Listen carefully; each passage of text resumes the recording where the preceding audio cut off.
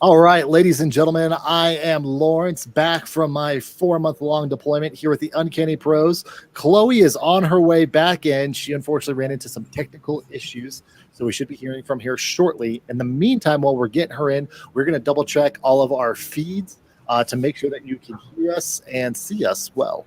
I'm going to go ahead and hop on Twitch real quick, and I'm going to try and not do the thing where we double feed in all of our audio. Get that going. Let's see here. Twitch video is up. Excellent. Twitch video is up. I'm assuming Twitch audio is up. Ladies and gentlemen, please let us know if you cannot hear us. The music is too loud or too soft. We are here to make sure that we bring you the absolute best experience possible. All right. Now let's go into YouTube, because tonight should be the first night that we're actually streaming on YouTube. That's right. Very excited for. That's right. That's right. All right, let's see here. Under this, give me my channel, maybe. Ooh, live. Cool. Check that out. Nice. It looks like it's working well. I'm going to unmute this. Okay, everybody get ready for the double feed of death. Ooh, live. Cool. Check that out. Sweet. It works. There we go. Now we do what we have to do. Always excited when that happens. All right. So, ladies and gentlemen, like I said, I am back. I was gone for about 4 months over in Afghanistan. I want to give a big thank you to all the players for carrying our stream while I was gone. It was fun. I got to catch some stuff I didn't catch because the internet wasn't very good. And last but not least, Chloe, can you hear us? Yes. Yeah. Excellent. Yeah. We got it working. Nice. We will be down, unfortunately, one Mr. Dan for the evening. He had some things come up that he had to attend to. And so hopefully he will be back next week so that way I can kill him in person. It's been a long time. I know, right? With that, I got everybody gifts, and you guys can get your packages now and open them up. Very excited for it. Even PM has ours. Do I have scissors? There we go. Hey, I don't need this kind of judgment. All right, are we all opening simultaneously? Yeah, totally. Oh my gosh, these are awesome. All right, so the dark green ones are for Dylan. Jade. How fancy. Are you serious? Yeah. Guys, these are like actual stones. These are legitimate dice. That's pretty incredible. So I'm pretty sure, Chloe, you have topaz. I know DMs are jade. I don't know what yours are, Bill. I forgot what they are. What's his name? Oh, there you go. So you have jade. I have turquoise. Turquoise. That's and then I can't remember what yours are. They're gorgeous. I love the feel. Like my light's too bright. It doesn't want to look. Here. Crazy story. So over in Afghanistan, they have different like shopkeeps that sell stuff to soldiers, and I walk in, and they love selling jewelry, which I'm always very skeptical of. The feel. But I walk in, and all of a sudden I see a single set of dice. And I was like, "Hold the phone. I'm going to buy those. Do you have them in any other colors?" And he's like, "Yeah, I can bring some more tomorrow." So for me, I bought all of these from him. Nice. I mean, these are incredible. Yeah, so I got a jade set myself. I got a marble set. I have a lapis lazuli set, which are pretty cool because there's only lapis lazuli in 2 places, and that's India and Afghanistan, and the Afghanistan's better because it has little gold flakes in it, so that's pretty cool. Also favored by ancient Egyptian royalty as a tie to the gods. So, thank you. Hell yeah. Ancient Egyptian royalty and shit. And crap. Yeah. But that's my gift to you guys. I kind of believe in like Hobbit gifts. I like that whole thing of like people come to your party and you give you gifts. So those are my gifts to you. Now, I don't know. Elle probably knows this. Dice that are made of rock are never equally balanced. It's impossible for them to be. Partially because the way that they cut the stone is they have to cut along certain lines, or else, so some faces are bigger than others and such, as well as just because the consistency of the rock differs throughout. So you can only get perfectly balanced dice with plastic. My rule is that if you just happen to have a dice that rolls 5 20s in a row, that's totally fine. But until you if you scientifically prove that there is a preference, that's when you can no longer use them at the table. So if you do the whole water test, which you can't do with these, obviously, or if you do the whole thing where you record down so many rolls and then you see what the averages are, once you've scientifically proven that they're unbalanced, can't play with them at the table anymore. Until then, ignorance is bliss. Okay, cool. I choose to not scientifically examine my magic dice. I probably won't get to that anytime soon. Say my official advice for everyone involved is to not test the dice. Until there's an affirmative duty to test the dice, I recommend that we all not test the dice. My plastic dice has been giving me a streak of 1s, so you know. You have had a bad few few suckers, weeks, man. They're just pleasant. Like I feel like I could perpetrate violence with this D4. Yeah, my D4 is super sharp too, and I was just thinking, like, if we drop this, I'm a dead woman. Yeah, I was just thinking that my enemies would be glad that I didn't have this in my pocket. I play with my marbles. What enemies? Hello, Lord of the Rings fan. What enemies? I have no enemies. Particularly not one I wish to do harm to. Exactly. Also, I figure we'll go ahead and do some other super fun presents from me being back. What? What? All right. What? And because I'm in a super generous mood, we're going to go ahead and do 2 Gooey rewards per person. No. That's right. It's too much power. What time is it? Don't say that to him. What it really is I have several combat encounters, and I don't know if they're balanced or not. So I'm just like, all right, here's my little knockdown. That's great. That's good news. All right, so we go 1 all around first, or just 2 at a time? 2 at a One all time. around. Yeah. Yeah. All right, Al, you're up first on my little shindig here. So Okay. first thing you get is Peerless Skill. This is a very rare and special Gooey reward. It can be spent to give your character the choice of permanently becoming proficient in 1 skill or with 1 weapon. Oh, we're going skill. That's a dope thing. Your second Gooey reward is, by the way, I do this thing all the time where we get like a bunch of freaking super powerful ones, but then I shuffle the entire deck and they get redistributed throughout the whole thing. Yep. Your second Gooey reward is Brutal Attack. When you use this reward, you can add 1d6 of the same damage type to the damage roll of an attack. This roll is not doubled by critical hits. That's BS. That's doubled by critical hits. Okay. That's a great Colopia Gooey reward. Dang. We love to see it. Yeah, the Colopia yeet given more powerful. All you right. can eat a lot of badgers with that.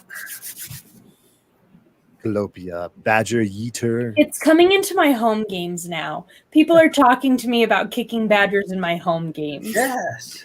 You do it once. It's a very One impressive time. thing. You can't do it and then undo it. It's done. It's I done didn't forever. mean to kill the badger. It was an accident. The yeeting of the badger has become lore. Hey, man, you roll a natural 20. It's just how it rolls. It's an accident. I'm going to look at this as a positive. In this way, we will never again try to bring badgers with us because there's the possibility you might eat them. So we'll just leave them. I like the concept of messy criticals from World of Darkness, and that's kind of what that is. Still want a badger mount. Giant badger mount. Word.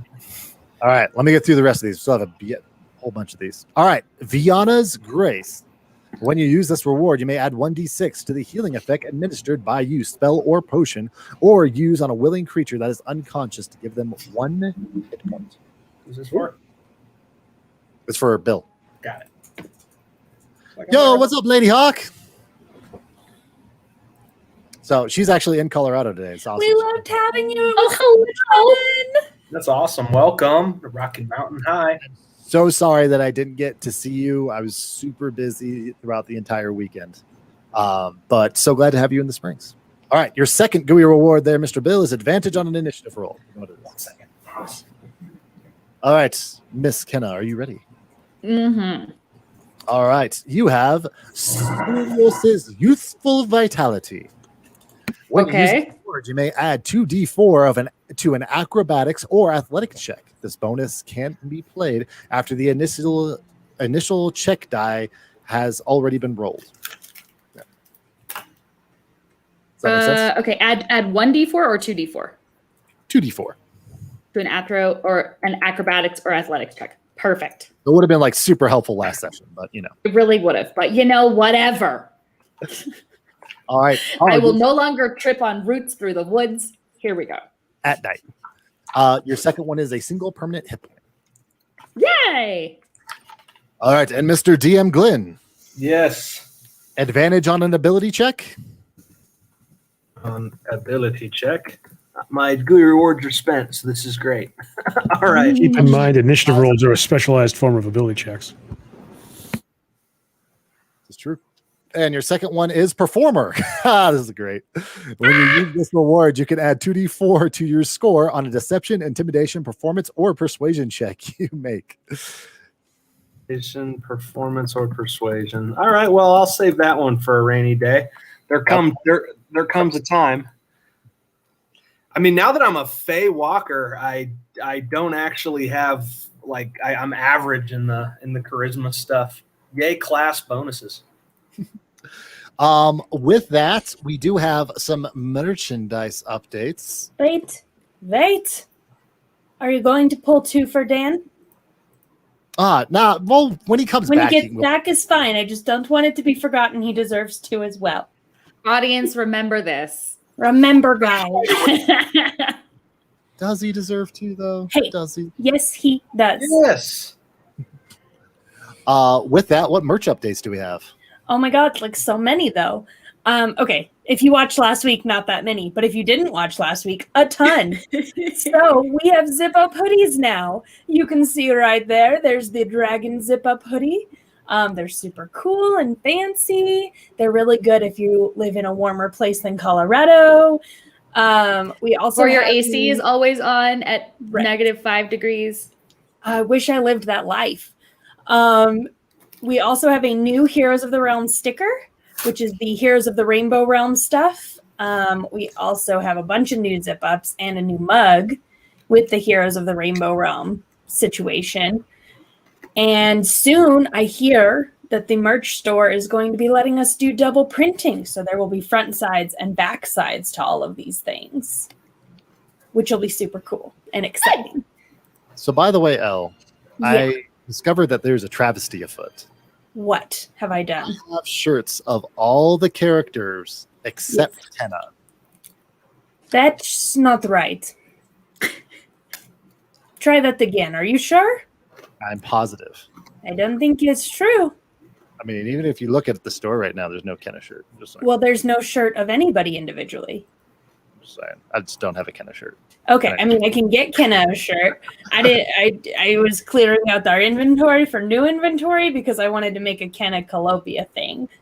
But I'm trying to come up with a cute catchphrase. Yeah. Chloe It'll happen organically. So, It will. There's more stuff coming, though. I am waiting for the newest update before we unveil all our newest designs. So bear with me. Sounds good. Thank you so much for the update. With that, our schedule, the next week, the 27th, will be Heroes of the Realm, hopefully plus Dan as well, as long as he's gotten all the stuff that he needed to knocked out. The following week, the 3rd of August, I will be gone on a vacation to go visit Manhattan. Ooh. Oh, dude, right on. For what? To go visit Will over in Kansas. Oh. Right on.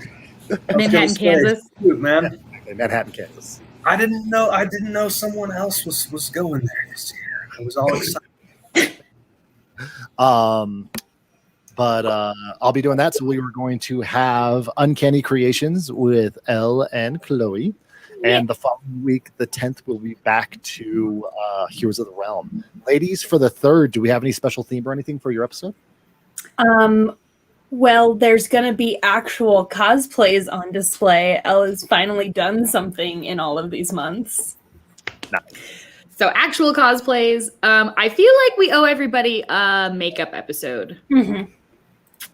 So basics of makeup. We've kind of covered the basics of just about everything. And after makeup, we will have covered the basics of kind of everything, and we can dive deeper into a lot of nitty-gritty stuff. So tell us, leave us messages. If you need a male stage makeup dummy, I know what I'm doing. Well, a stage makeup dummy just sits there, so. Andy knows how to do that. Yes. Tell me what to put on. I'm just offering. I can take it back. It's easy to withdraw the volume. No, I feel like everybody would love to see us do some Glenn makeup. We could get some. We could do some fun stuff there. With that, we have a couple of side projects that everybody's working on. Elle, do you want to share yours? Yes, I do. I do side projects. One of the side projects we're doing, we actually just finished recording. The very last episode is my D&D podcast, Lover's Legacy. Cool. It has officially ended. Cool things happened. Episodes are coming soon. And I'm actually about to start a second project, but until we have episodes of that, I won't get into it. Congratulations on getting to the end of a project like that. Thank That's you. a mighty You guys don't understand. I've never finished a campaign. It's a big deal. Oh, congratulations! Well, we're going to finish this one. Yeah. Oh, yeah. I finished campaigns as a Are player, we? but as a DM, I usually just vanish and we never play ever again. Congratulations. That's a huge accomplishment. Chloe, you have some side projects. I do. My one that I'm really that has dates and stuff is my fun movie book club called Read, Watch, Vent, where me and a couple other actor buddies discuss movies that have been turned into either TV shows, books that have been turned into either TV shows or movies. And then we have heated discussions over whether they were good and which one was better. And we all remain friends. Because that's how discussions about books or movies are supposed to end. Anyway, so our next book/movie that we are watching is Crazy Rich Asians. And we will be doing our stream on Thursday, August 5th at 8 p.m. Mountain Time. And you can stream it live on my Facebook page, which you can find that on Facebook. I'm Chloe Liz 05. And my page is like Chloe Elizabeth Anderson. So yeah, that's the easiest place to do it. That'll take her. I could put the link. That's true. I could put the link. Plus, is that your banner in Twitch also takes you to your social stuff? I think it does. Yes, I think it does. And that's the only thing I have right now. My improv group is going to be doing some cool things. I think we're edging towards some, like, as our group leader called it, grounded supernatural work, which is going to be fun. But yeah, so that'll be fun, and it'll be coming sometime this fall, and it should be live as long as Denver doesn't shut down again. So it'll be live, and I'll let you guys know what's going on. Awesome. Bill and DM, do you guys got anything going on you want to share? Will very soon, but not ready to make an announcement right now. But stay tuned to this first 10-minute space in the next month or so for some exciting stuff. Sounds good. Bill, what do you got? Same thing. Nothing going on right now, but I do have something brewing. I'm hoping to have an announcement in a month or so. Right on, man. That's what we call. That's that good kind of mystery. All right. We gotta build anticipation, y'all. We need to build anticipation. With that, ladies and gentlemen, I think we are ready to jump into our episode. We find our heroes on the outskirts of a grand manor. Early in the morning, a wounded Glenn draped over Sayer and kind of slightly propped up by Ignish, the entire group exhausted. You take deep breaths in as all of a sudden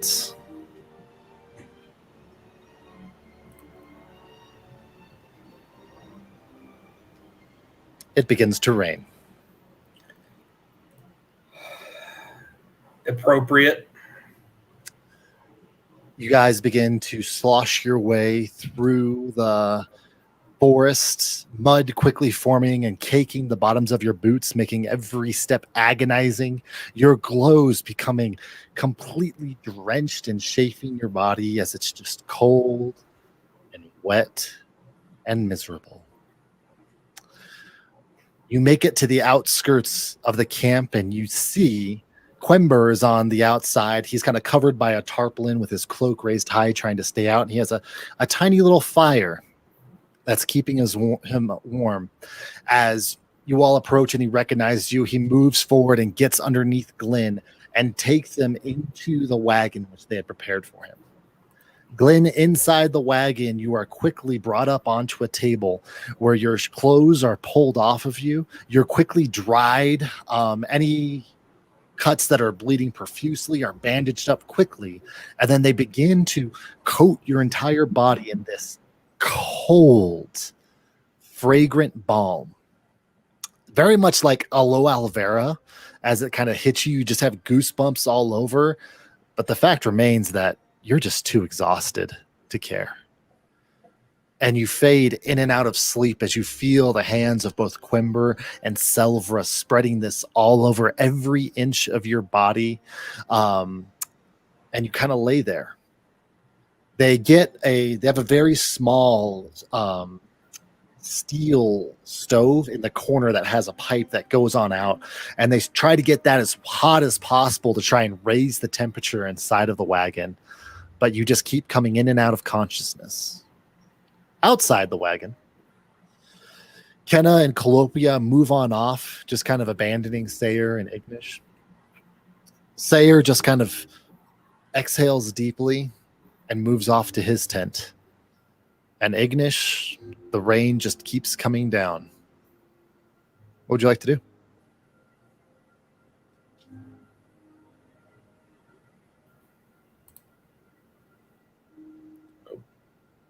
I think he's muted. Sorry. Okay, so head back towards. Are the tents still up, or are most tents broken down now? And what people are in the It kind of wagons? depends on. So there's one large tent that is still set up that you guys are pretty quick at being able to take down, especially by magical means, and that's where.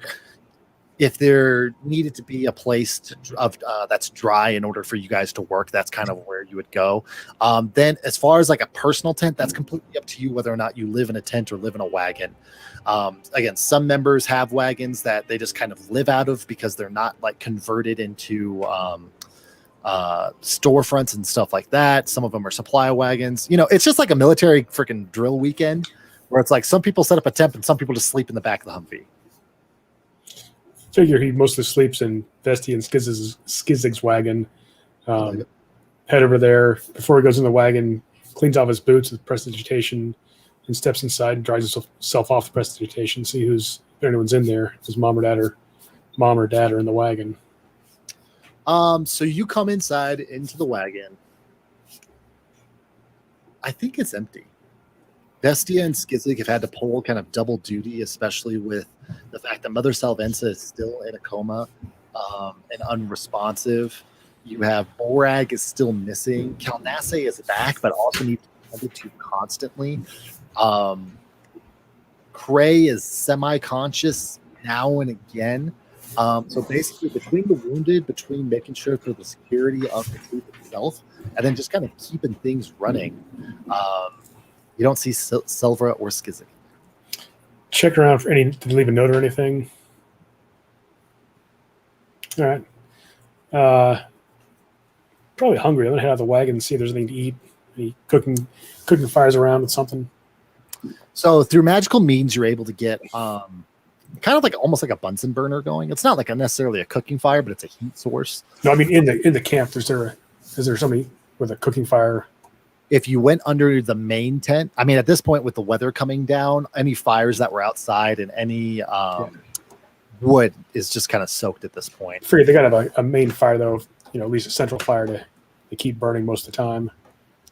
They do. That one's been extinguished though because of the rain. So like inside the big tent, it's known that like when weather does move in, there are different kind of fires and stuff like that they get set up in like braziers or just makeshift cauldrons and stuff like that they can get going. But the main cooking fire, is just extinguished. I'll head over to the main tent then. Okay. See who all's over there. As you head over into the main tent, you walk inside, and there is a small ember pile that's there that you could easily coax back to life. You take a look inside, and you see a couple of people sleeping, but you're not sure who they are. Blankets are kind of high over heads and such.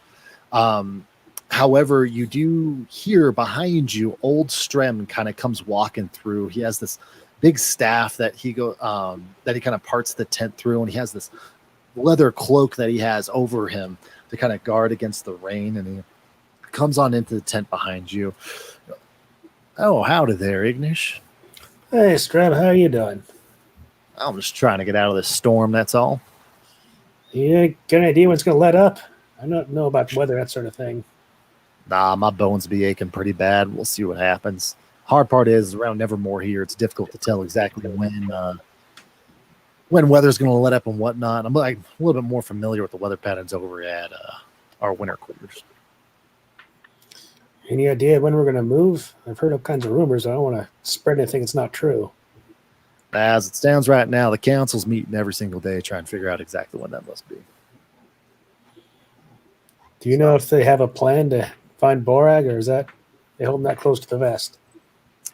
It's not necessarily being close to the vest. I mean, Borag can normally take care of himself no matter what the situation is. So it's always that conundrum between sending out a search party and having them get lost, or waiting for Borag to come back by himself. So, like I said, we're all working on it. I guess the question I got for you is, Lynn got beat awful bad. That have something to happen with what you guys all did? Yeah. Can't really deny that, but yeah, he knew what he was getting into. Care to elaborate on that? Well,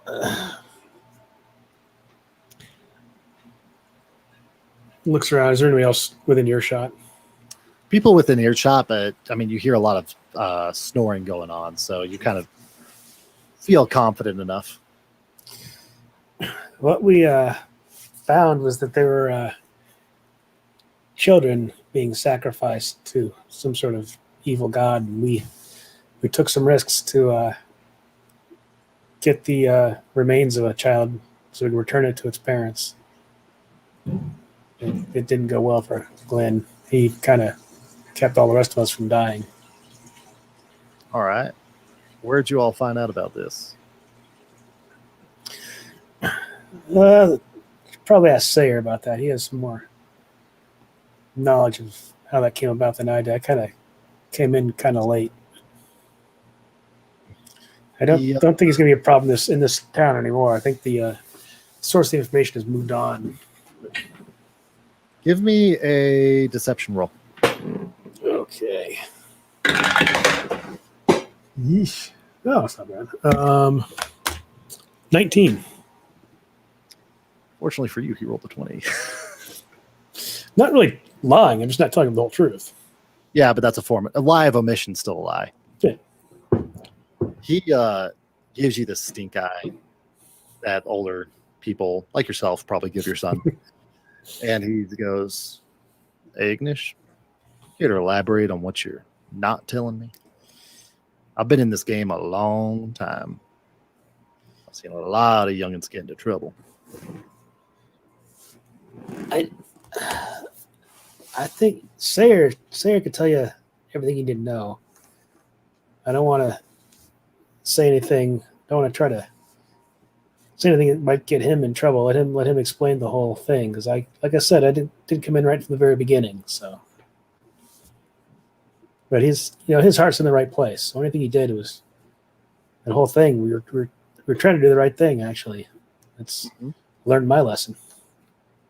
So let me get this story straight. Sayer went off and gained some information about some kids that were being abducted and abused by some group. Well, he gained some information that led us to that discovery. Okay. And he came back to your group, got the other 4 of y'all.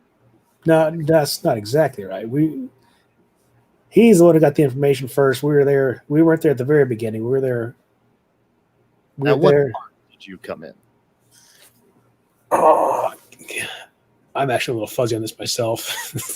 Not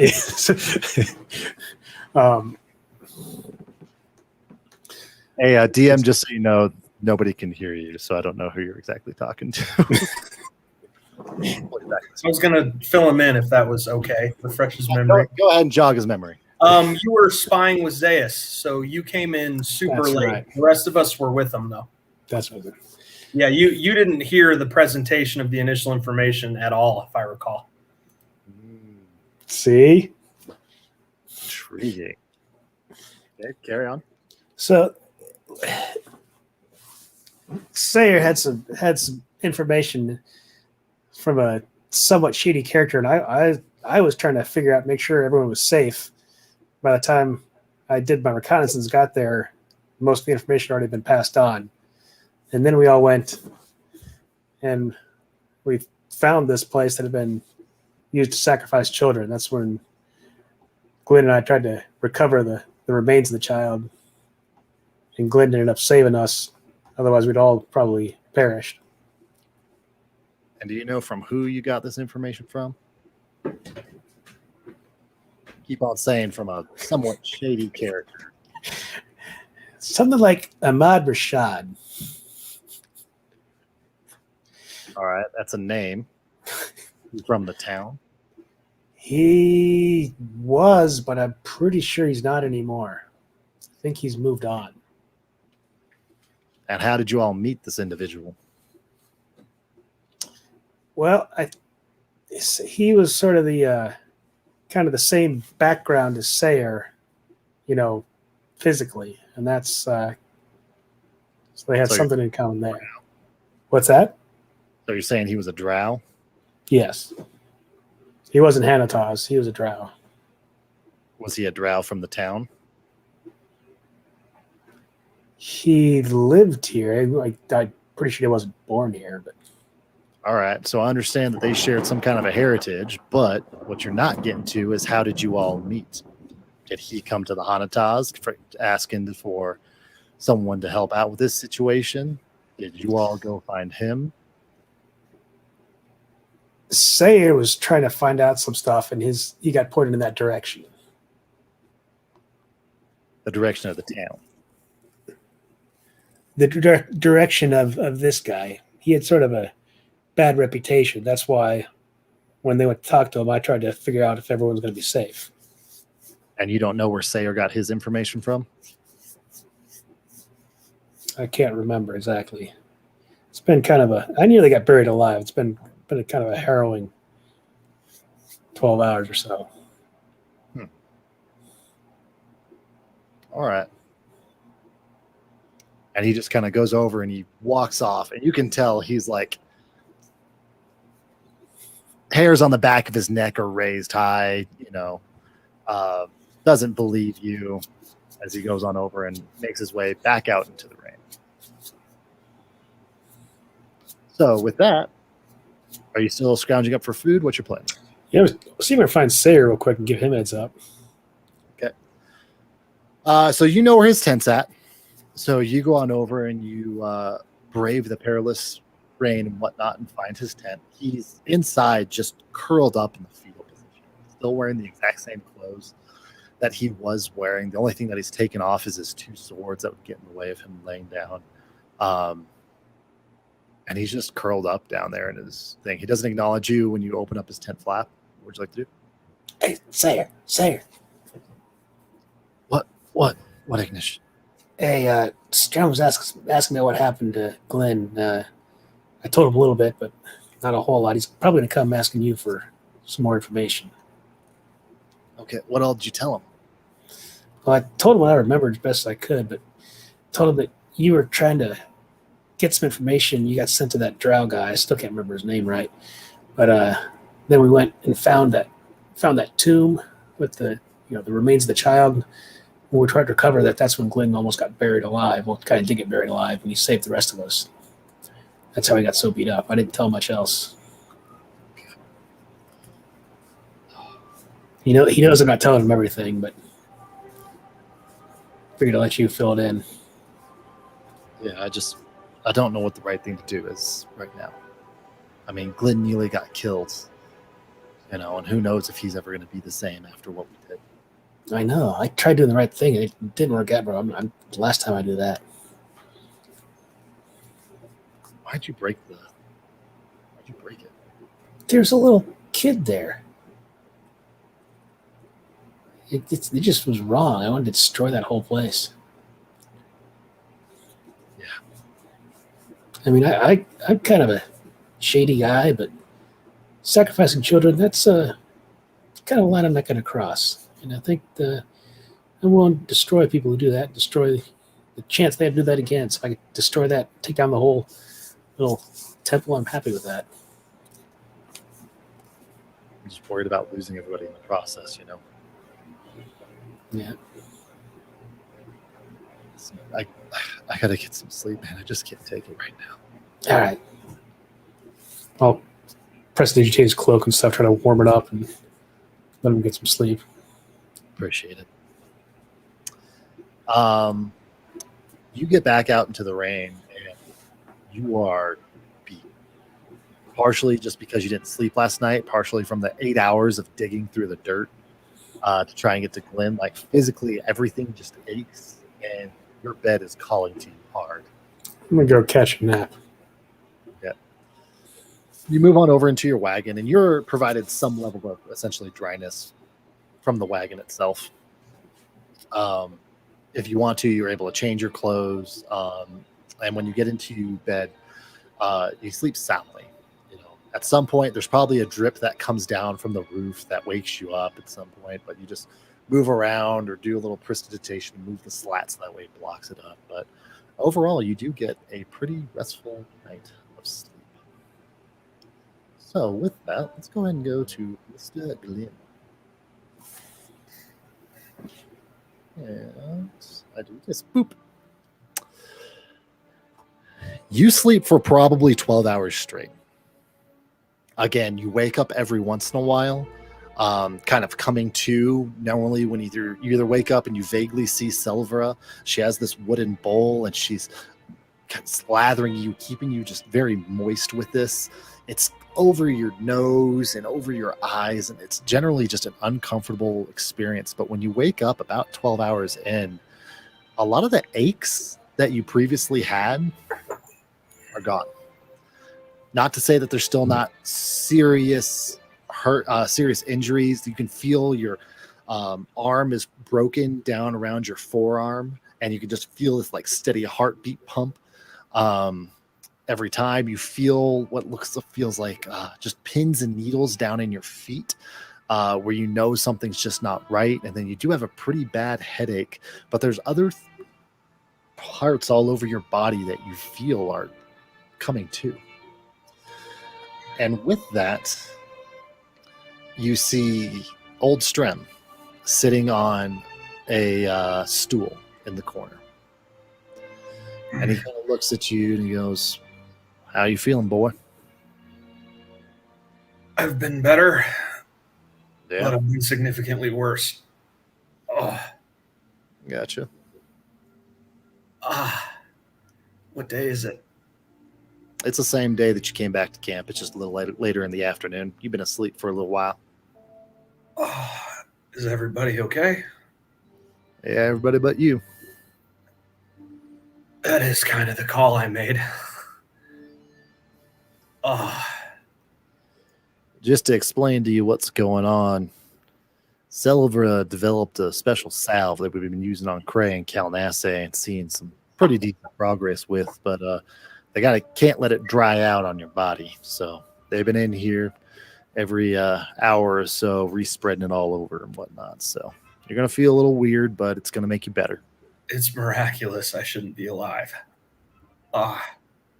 Yeah, you shouldn't be. We're going to talk about that here, but you need to get yourself a little bit more rest. You need to eat some food now because your body's spending all its energy healing up. Grandfather, Yep. I had 2 seconds to make a call, and I would do it again the exact same way in a heartbeat. And I know you would have too. You might be a little upset with me now, but I promise I made you proud back there. Yeah, we're going to talk about that. I'm sure. He goes on over and there's a bowl of stew, a big chunk of cheese and bread, And he basically just starts whipping it off and goes, "Listen, you don't move nothing but your jaw, all right?" Yeah, I don't know that I could if I tried. And he basically just starts hand feeding you. There's a couple of times you start to fall asleep, and he kind of pokes you to get you back awake. And he's like, "Come on, you need to eat this." Working on it. But that proceeds to continue for a little while. Back to Ignish. By the way, audience, just so you know, both Kenna and Calliope are about at this point about 24 hours in the future. So we're kind of getting Ignish and Sayer and Glenn all caught up, and then you'll have your two favorite leading ladies up back. But Mr. Ignish, you awake to the wagon door opening. And you hear the steps and you see the cloaked figure of none other than Kizik, who looks an awful lot like this. He enters in with his burnt face. "Hey, you awake?" Yeah, Dad, what's up? "You know how I taught you sometimes you double down on the lie and sometimes you just come clean? Yeah. I'm going to tell you right now, this is one of those times that you're going to come clean. Got it?" I haven't been telling lies. "Yeah. Just because you haven't been telling a lie doesn't mean you've been telling all the truth. Now, someone almost died last night, and the 5 of you left camp without telling anybody else where you were. Constable Rolf tells me that he saw you and some of your friends in town last night. So, I want you to talk me through everything that happened from leaving camp up until when you came back and saw Strem this morning." Okay.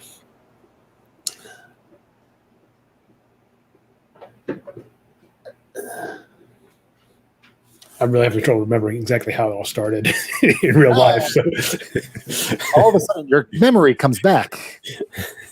I can type it out to you in chat too. Okay.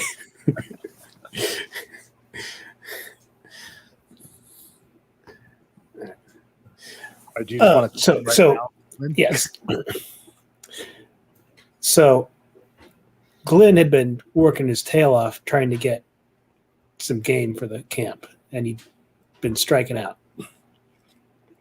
So we all tried to go into town, see if we get some food. We heard there's a chance we get some. We left word with Quember, I'm pretty sure. Did anybody ask him? But it was Rezor, I believe. Rezar. We left word with Rezar. He should have. If he didn't say that's on him, because we told him where we were going.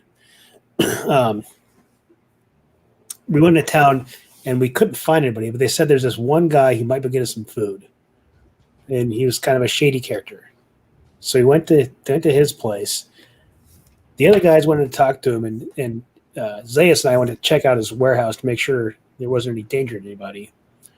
When I got back, he had a mission for us. And he said if we did a couple things for him, he would get some food for the camp. So we figured it was worth the risk to feed everybody to go do a couple tasks for him. All we were supposed to do was collapse a couple of these tunnels he had, secret storehouses or whatever. And we got to the first one. We tried to collapse it at first, but we couldn't because there was something wrong with it. We had to go down inside to figure out what was going on, and there was a corpse there, an old one. Glenn and I had explored a little bit, and there was this little chamber where they'd been sacrificing children. So,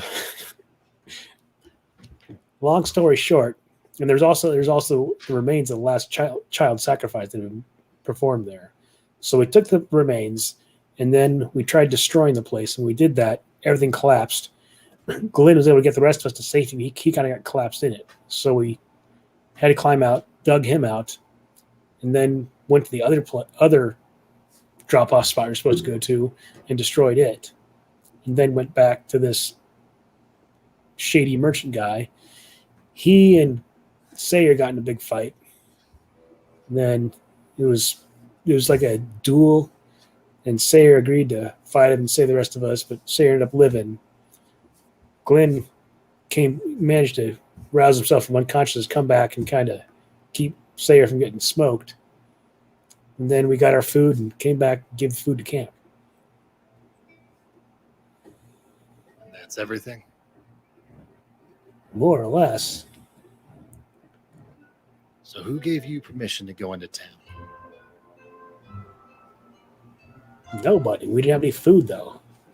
We figured our best shot was try to get some food. Did you come and ask me for food? Did you ask Old Strem for food? Did you ask any of the Bonduran Council? We couldn't find the council. You guys were off having a meeting. And so that just says, oh, well, let's just go into town. Let's just go in. Let's talk to the townies who hate us. And let's make a deal with somebody of immense power. Do you not understand anything? You represent the Blue Veil wherever you go. You represent all Hanatas. Which means that if you didn't make a good job on making your deal, the Blue Veil is on the hook.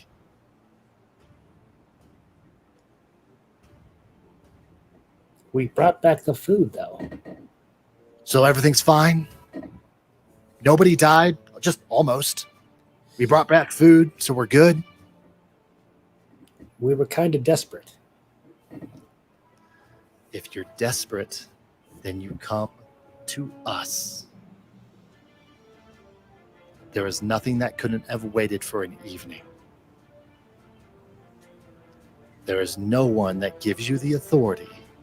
There is nothing that gives you the authority to leave the troop and go into town without bringing it to us first.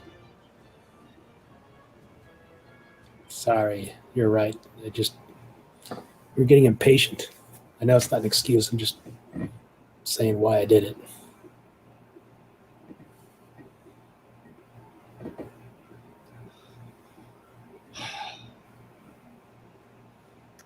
I understand that times are unprecedented. But you have to rely on the troop first and not on yourselves. Together we have to do this.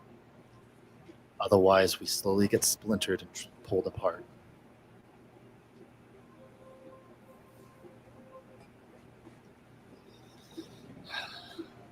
No more adventures out away from the camp without talking to the Bonduran and to the council first. All right? Yeah, Dad. All right. Glenn's going to be okay, by the way. Silver's getting patched up. This could have been a lot worse. Do we have any word on Borag yet? No. Cray's coming around, though. He's getting more responsive every day. Still nothing on Kalnasse. And we'll see what happens as far as getting the troop moved out. All right. We got some of the details as far as what happened from some of your friends. If anybody asks you, like, the other Frenta and such, you tell them that you guys went out looking for firewood last night. You got attacked by an owlbear. We don't want anybody else getting any ideas that they can go into town. I understand. You got it. He kind of stands up and he moves over towards you and he wraps his hands around you. Gives you a hug. And it's a little bit of an awkward hug because you're a little short and he's a little tall. But he hugs you and just goes, "You are developing more every day. Just remember that there are certain boundaries which you don't need to push. There's some that you are. Growing up is understanding which ones are which." All right. Go take care of some stuff. How are you doing? I'm all right. I just kind of nervous. I mean, the Bonduran's all split up and injured. Running out of time for us to leave here, make our winter camp. I want to do something to help. I understand. If you want to do something, come and find us first. We'll put you to work. Yeah. All right.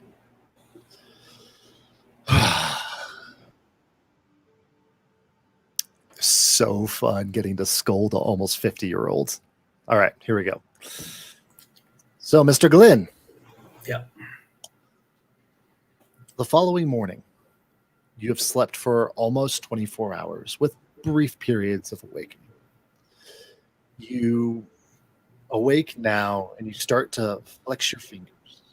You start to move your arms. And you're probably not ready to quite jump up yet or not get up yet. Your spine is still, you're starting to get sore from like bed sores. This is probably the longest that you ever stayed prone for one time, but tell this stuff's working. You hear the door open up, and old Strem walks in, and he has a tray of food. You can smell some brown sugar, smell a little bit of bacon, you see a big old chunk of bread. He goes over and he sets it on the side. How you feeling today, boy? I don't know what this stuff is, but it's pretty miraculous. I'm getting better. I could get up if you wanted me to, but You stay alive. after a little bit more rest, I'll be square. Amazingly enough, I didn't know that I'd ever walk straight again. Well, we'll still see. Again, this is the first time Silver's ever mixed this up before, so it seems to be working. Is it working on Cray? Yeah, it's working on Cray. That's good news. I want you to regale me with exactly what happened from 2 nights ago up until the point where you returned to camp yesterday morning. I was hunting. I was told to supply game as our food stores were starting to get to worrisome levels on advance of a winter move. I knew it wouldn't go well. My previous expedition into the woods that left me looking like this. I didn't see much wildlife that was edible. And sure enough, I didn't find anything. I couldn't even catch a rabbit. The plants are sick. The wildlife is either gone to ground or it's just gone. I've never seen anything like it in my life. I interfaced with the group. We thought we would see. We came into money, the stuff with the butchers, everything else. And we've been turning public opinion around as of late through our good deeds. We thought that we would see if we could spend some of the money we've been accumulating, our share of it anyway. You guys always take yours.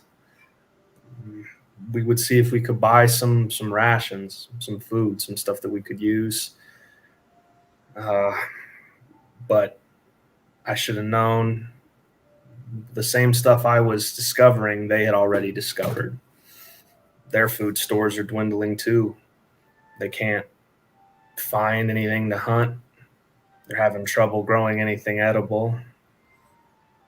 You're referring to the townies, of course, right? Yeah, the town merchants and farmers. So at some point, you and your group got permission to go into town. I'll admit that I might have misinterpreted the extent of the authority given to me for my mandate to feed the troop. All right. Continue on with your story. There was nothing to buy. One of the merchants said that there was a smuggler in town, which perked our ears.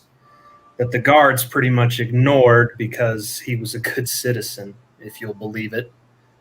He usually kept the townies and the guards in food and supplies while doing whatever it was he did.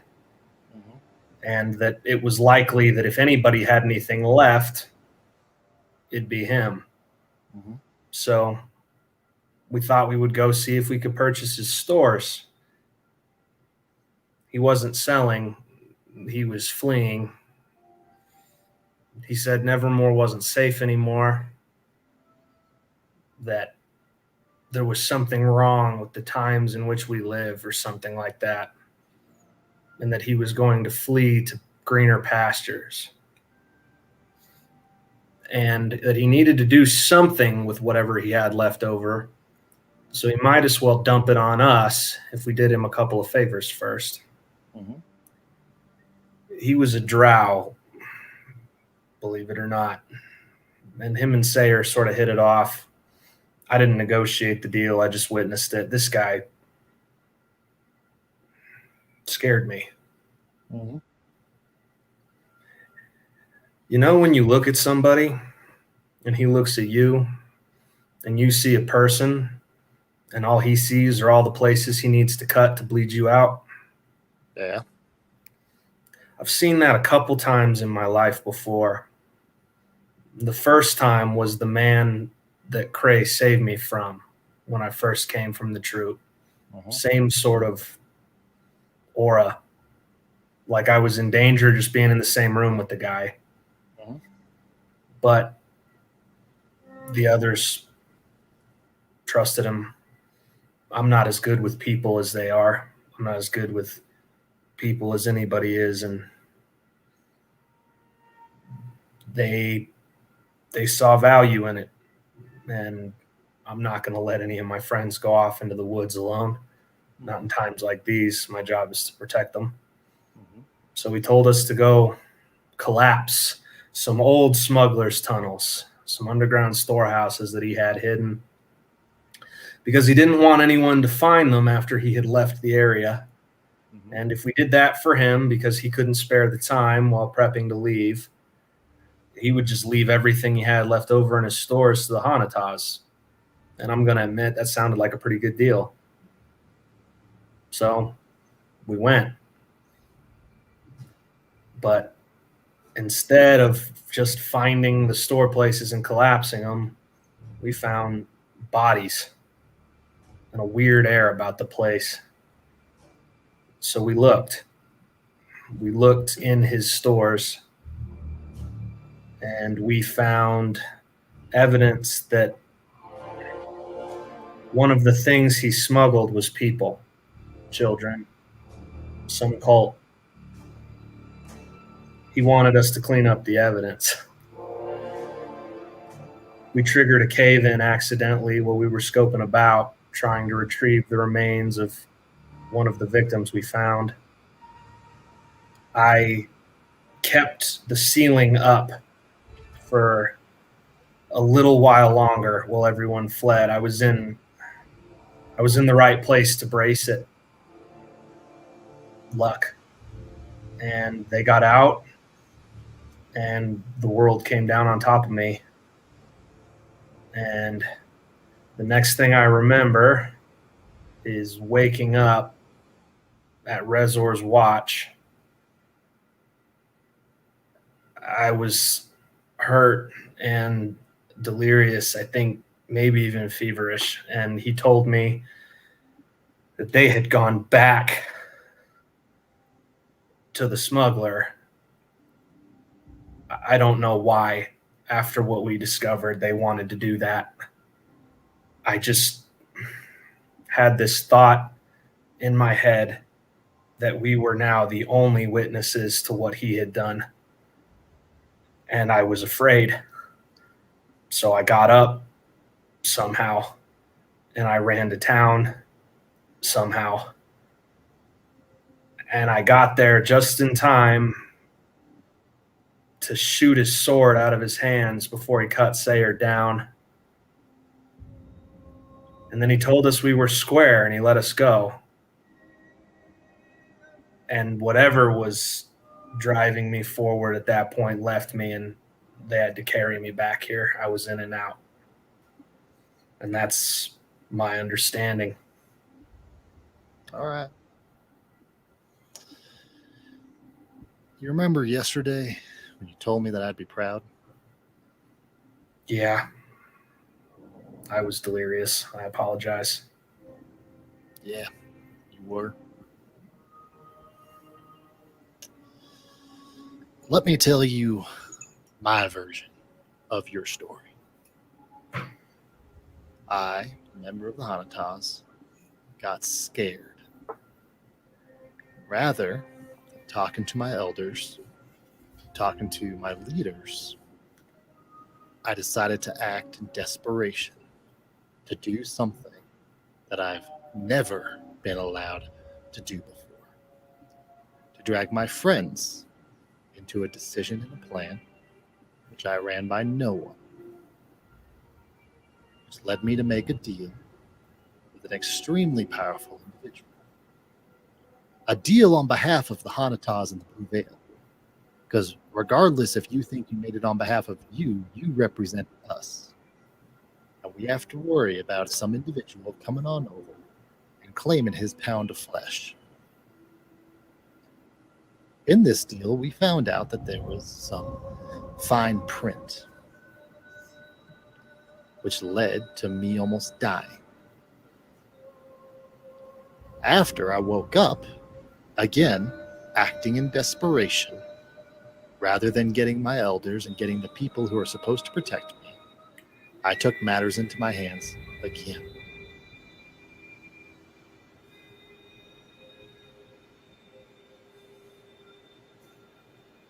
Son, you made bad choice after bad choice, and just because nobody died doesn't make you right.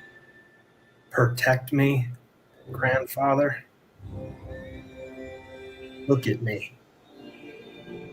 Look at me. Look at the troop. Protect me. There's nobody protecting me. Look at what's happening to Sayer. No one protects him. Look at what Calliope and Kenna are going through. No one protects them. We didn't run it by you because you've got enough to deal with. Nobody's asked me about what happened to me. My skin is 2 shades paler. My hair is white. Have we talked about what happened to me in those woods? Because that's another story. Someone ever worn you like a puppet? Made you hurt your friends? Something's worn me like a puppet and made me hurt my friends. I didn't make the damn deal. But you best believe that I kept them alive as best I could while they made good. It's not a bad choice. And any other time, I would just concede to your judgment because I know it's better than mine. But protecting my Frenta was not a bad choice. He stands up and he looms over you. Do I need to go take you to the body of Kalnasse right now to tell you who's protecting you? Do I need to take you to the body of Cray? Body. She's still alive, but she's still unconscious. Because whatever whooped her ain't getting fixed by some salve. What is going on? What is going on? People are losing consciousness. The dead are walking. The land is polluted. What is happening to me? What is happening to them? I'm trying here. I really am. You know, the first thing Cray said to me when I joined this troop is that my job, my sacred duty was to keep my family safe, my new family. Mm-hmm. So I'm trying. I'm doing a terrible job. I don't know anything. The world is not how it should be. If I had come to you when I had woken up, Sayer wouldn't have a head. if you had come to me when you had concerns about food stores, about protections, if you had talked to me, you would have never made the deal in the first place. I didn't make the deal. Were you there? Did you tell your friends that there was no food? Did you lead them on a fool's errand? Yes. Yes, you made the deal. Now you got lucky because you're the one who got to pay for it. How would you feel if Calopia's body were on this table and you were in your tent right now? Or how would you feel if you were dead and now there is no Glen Wither to protect the troop? How would I feel? Someone can talk to me if I'm dead, apparently.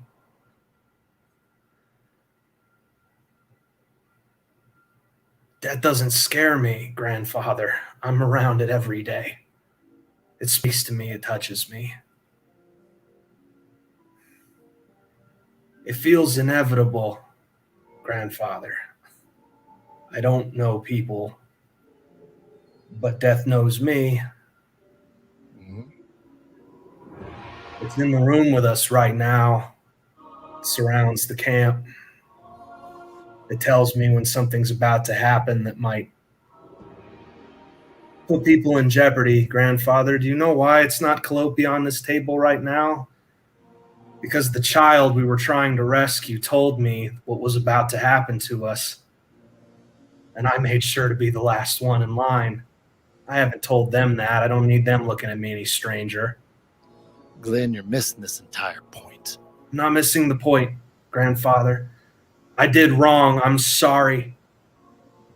We're ready. We're putting our lives on the line for the troop. God, nightly, daily. I fought for my life a dozen times in the last few days. I put my life on the line for my friend to, just like Cray told me to do, just like you told me to do. And yeah, I'm young. How young, we don't know, because I got here late. But I'm trying. We're ready. You have to tell us what's going on. Glenn, I will never question your battle prowess. I'm not questioning about when you went down in those caves. What I'm telling you is all your decisions up until that. We're bad. We're bad. Yes, I didn't trust the troop. I should have trusted the troop. I want the troop to trust me. I want the troop to trust me. I thought if I solved the problem, the troop would look past whatever happened to me. Stop looking at me funny. Glenn, you are surrounded by freaks and by strangers, by people that are afflicted by all sorts of things. The reason we haven't asked you about why your hair is white or why your skin is blue is because Ignish has a pair of horns growing out of his head. It's because Kenneth's touched by the Fae. Because Quember is touched by the very rocks that mold this ground. We are all unique, and nobody sees you like a freak. Now, I'm sorry if you needed someone to talk to and I didn't come for you. I apologize for that. You've never been great at talking. And I thought if I gave you some room that you would come and talk to me. But apparently I was wrong, and I'm sorry for that. But what I'm telling you is that if you make these acts out of desperation,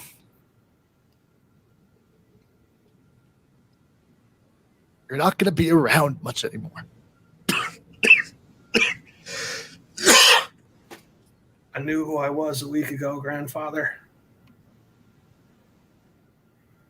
Everything's different. And I guess I just don't feel the earth beneath my feet anymore. But I'll try to use my head better than I have been. He reaches on over and he gives you a hug, and it hurts. And he goes, "You're Glen Wither. You're a member of the Blue Veil. You are my son. Who was I before you found me, though? It doesn't matter what was in the past. The only thing that matters is this day forward. Yeah. I'll do better. I want answers, but I'll do better.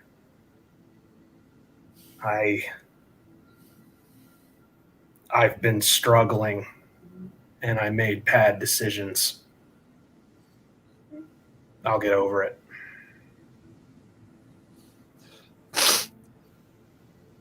I'm sorry for the damage that I did. I'm sorry.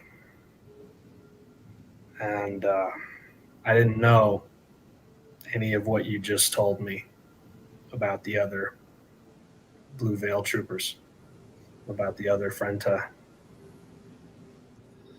But it puts it in perspective. That's the beautiful thing about us, Glenn. Eventually we stop seeing the outside. We just see what's inside.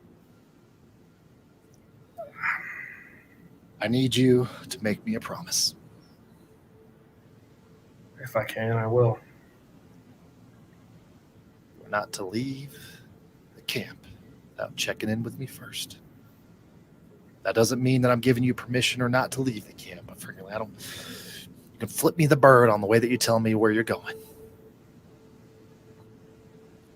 But you have to check out with me from now on. That's how I'll know I can trust you. Okay. All right. Don't you ever do that to me again. I promise up to that part. I can't promise I won't give my life for theirs if it comes down to it again. Just shut up with all your words and just promise me you're not going to do that to me again. I promise, grandfather, I promise. Thank you. He goes on over and he sets the food next to you. Are Kelnasse and Cray going to die? Cray's awake. We're meeting with him in about an hour or so to figure out what exactly happened to them. Kelnasse's still unconscious. We're not sure.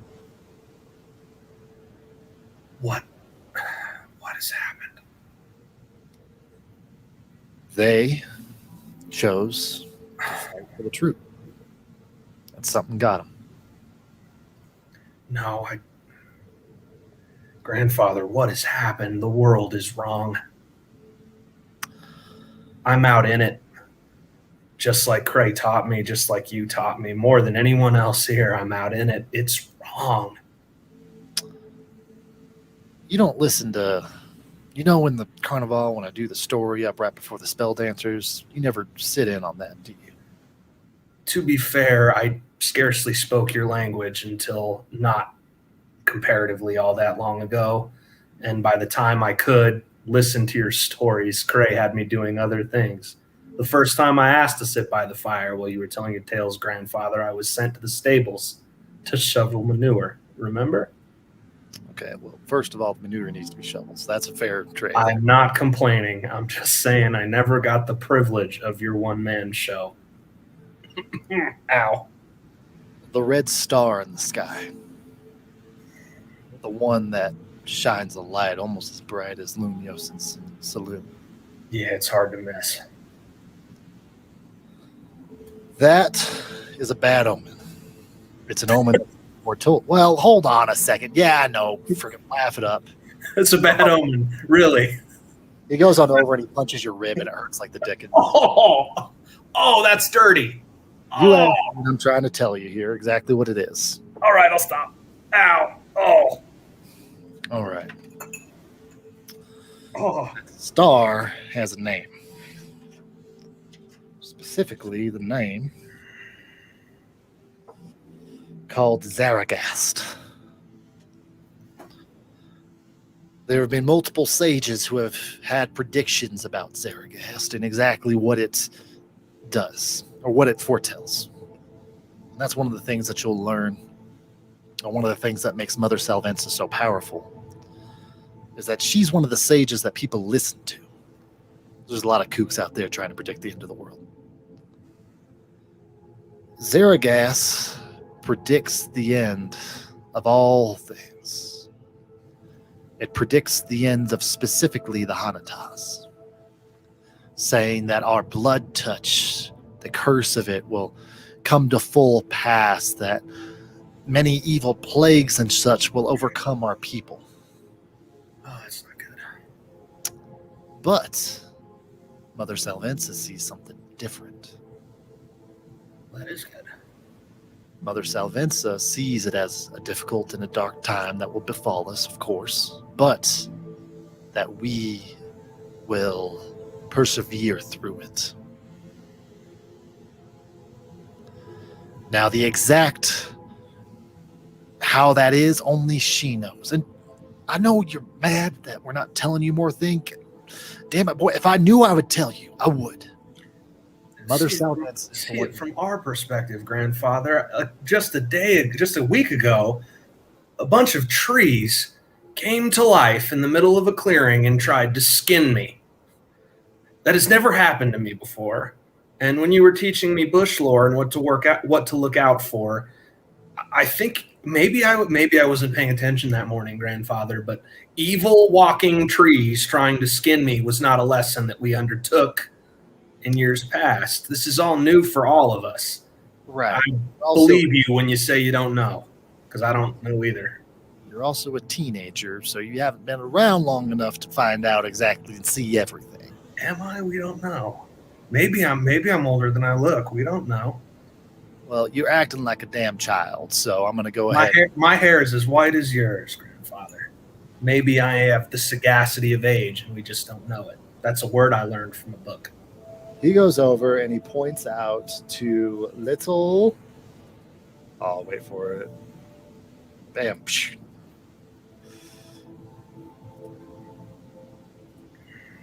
Oh, there we go. Bam. Her hair's just as white as yours. Do you think that she's the same age as you? Where did we get her? For all we know, this could be a goddess in disguise, dropped in an orphanage to come bless our troop.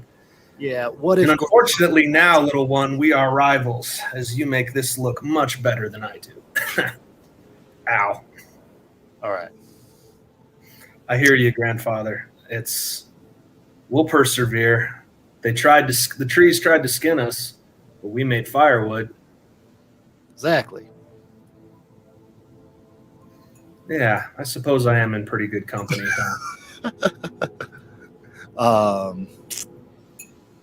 But well, other maybe this makes me a little more Hanatas, huh?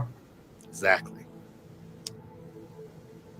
Oh, my point being is that Mother Salvensa understands things more than we understand, and she has seen things that would drive us to madness. And that's the reason why she can only release so much information as she does, because it's things that we just can't handle, and that takes forever in order to understand and to justify, and it's a pain, but it's just the way things are. yeah. I can't imagine. I know what it's like to see terrifying things that nobody else does.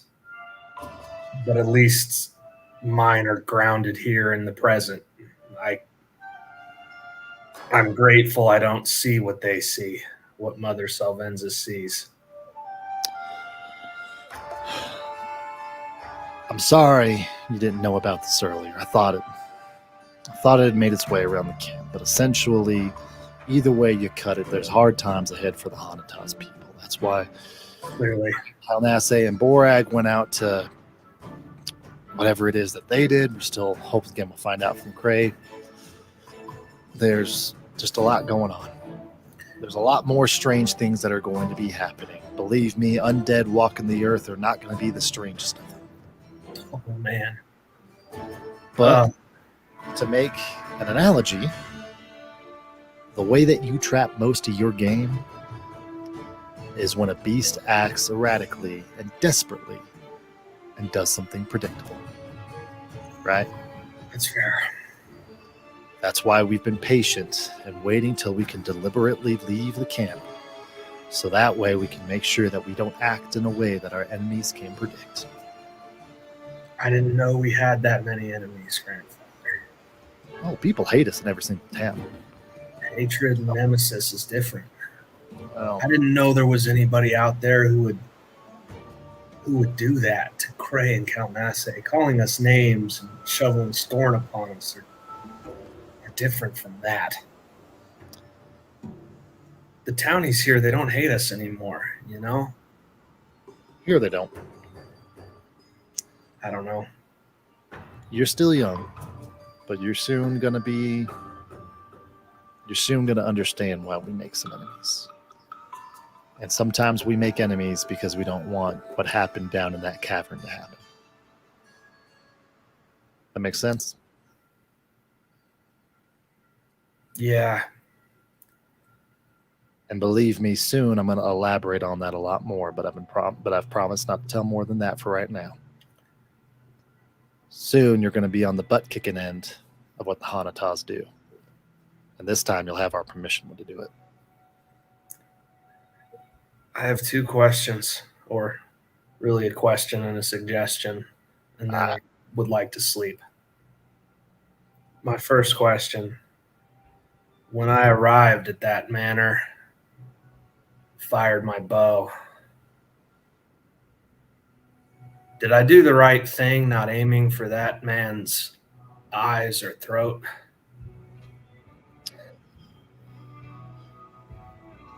I didn't believe in the moment that it would kill him. And I didn't want to make an enemy. Then I'd say you made the right decision. You and the elders should look in on Sayer from time to time. He's going through a lot that I don't understand. Mm-hmm. I don't even have the words for some of it. I don't even know them. I'm his friend. I'm his brother. I'm his protector. But I think he might need some of the same guidance that you try to give me every once in a while. All right. I'll check in on him. He's been very brave. You all have been. We're just trying our best, grandfather. I know. I'm going to rest my eyes for a little bit. It hurts to breathe.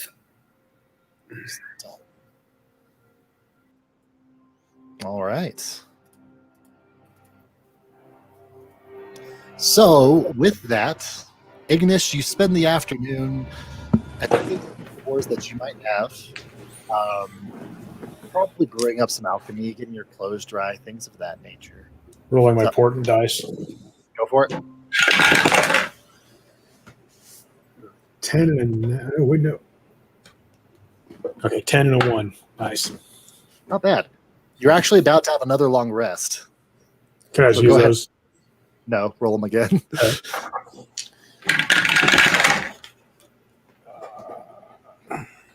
A 9 and an 8. Sorry, I love it when Will has a hard game. The following morning, Kenna and Calopia went out and did some weird thing out in the woods, but it's really not worth mentioning. But you both get back with your father, go to your tents, and rest for the evening. The following morning comes, and Elf, you are awakened by the rapping of a staff against your wooden pole of your tent. And you hear Rezer calling from outside. Hey, El! Sorry, not El. Hey, Canopia! What? Hey, you mind if I come in real quick? Yeah, all right. She kind of sits up and prepares for him. He goes on over and he opens the tent flap and he looks in and he has his normal smiley face, and then he kind of looks and he goes, "That's a pretty nice headband you got on." Thanks. And she kind of brushes her hair to see if she can figure out what it is. As you brush your hair, you all of a sudden feel something, and it's the strangest sensation of dual sensory from your fingers and a hairy ear that is sticking up from your head. And there are two of them. And he goes, anyways, Mother Salvenza woke up this morning.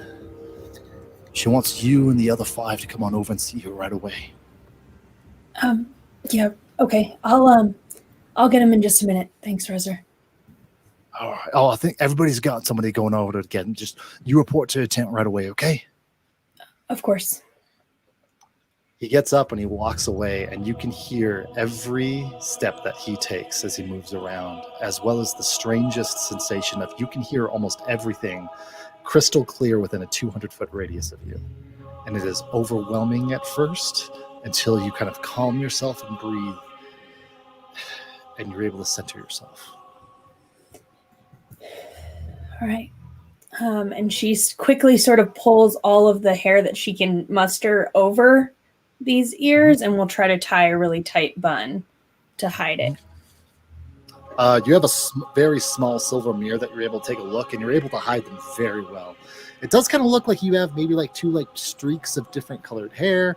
Again, people change hair colors all the time in the Hanatas. It's not even worth noting. Nobody would even talk to you about it. So you figure you're in the clear on that. Also, just so you know, because of your newfound appendages, you can no longer be surprised. Okay. We like it. Glenn, Yeah. you go over and you hear a rapping on the wagon door of where you're at. Mm-hmm. You answer it? Yeah, why not? Like, if I can move okay. Or do you just At this call? point, I'm feeling okay. Yeah, you're actually feeling pretty good. You feel like you're still sore all over. I mean, it's like you worked out, but Heckin' spry, kid. yeah. Oh, yeah. You go on over and you open up the door and you see none other than Cray standing there looking at you with his dark red eyes. And he goes, I heard you got your ass kicked. I mean, yeah, by Sayathe. How you feeling? I'm very, very grateful that my skull is back to its original shape. How are you feeling? Yeah. It'll take me a couple days, but I'll be all right. You do notice one of his arms is in a sling. He goes, hey, go inside and sit down. Yeah, I'm amazed to see you up and about. Nothing keeps me down for too long. No kidding. I guess that's true of both of us. Strem said that you developed some kind of a soft side and you need someone to talk to. Is that what he told you? That figures. I said just tell him that you were a pussy, but he insisted that I come on over and talk to you. Yeah, I figured that's what you'd have to say. So what's going on besides the fact that you look cold? I don't know. It's been a weird couple of days. It's been a weird week. Weird, is that the word for it? I'm trying to think of all the reading I've done, trying to figure out how to say those magical words the bards use. It's been haunting. It's been nightmarish.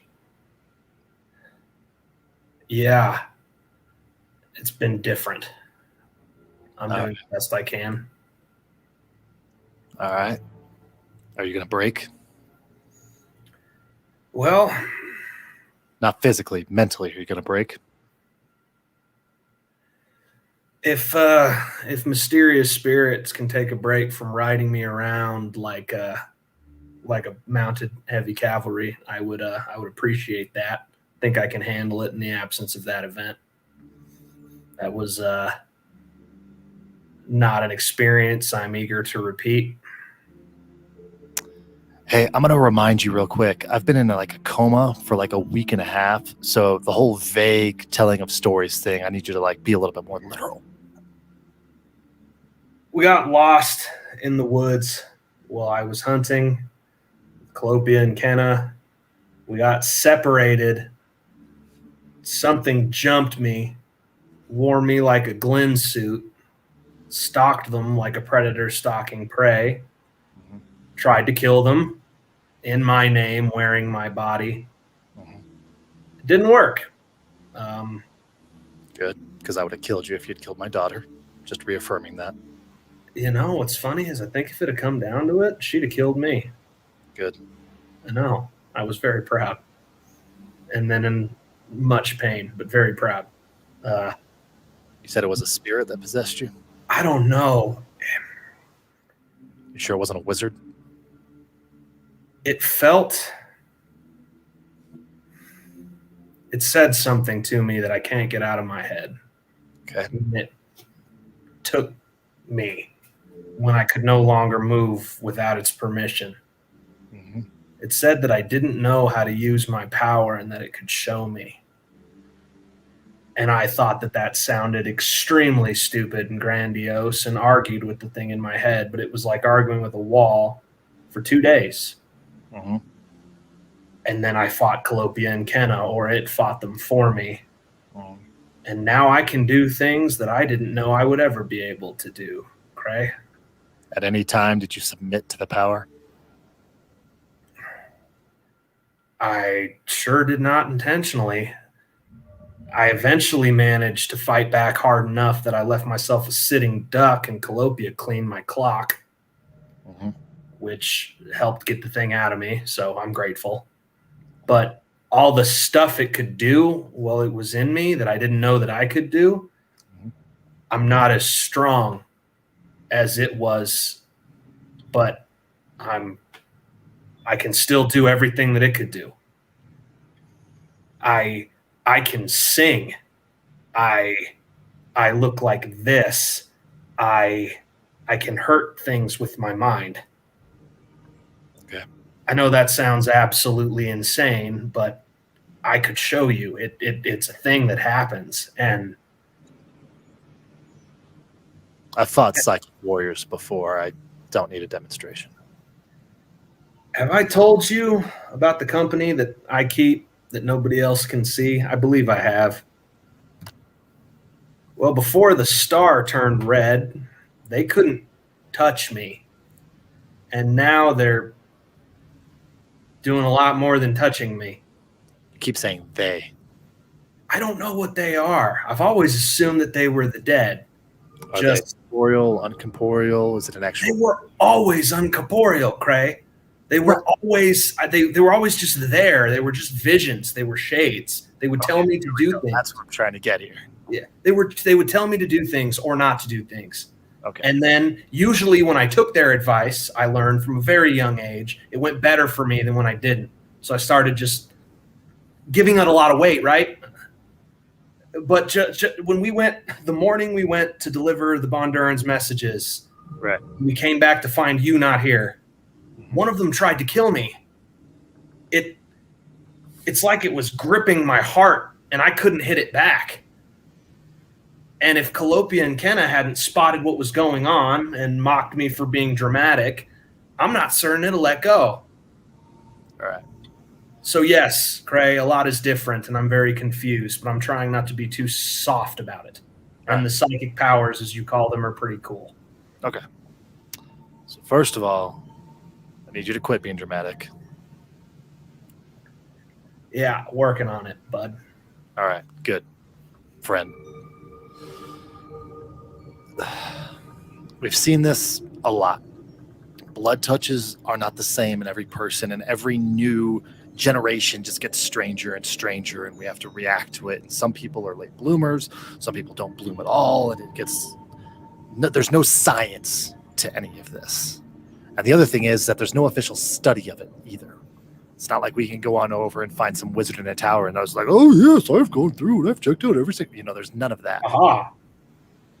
Exactly. Yes. So that, and then the other thing is that with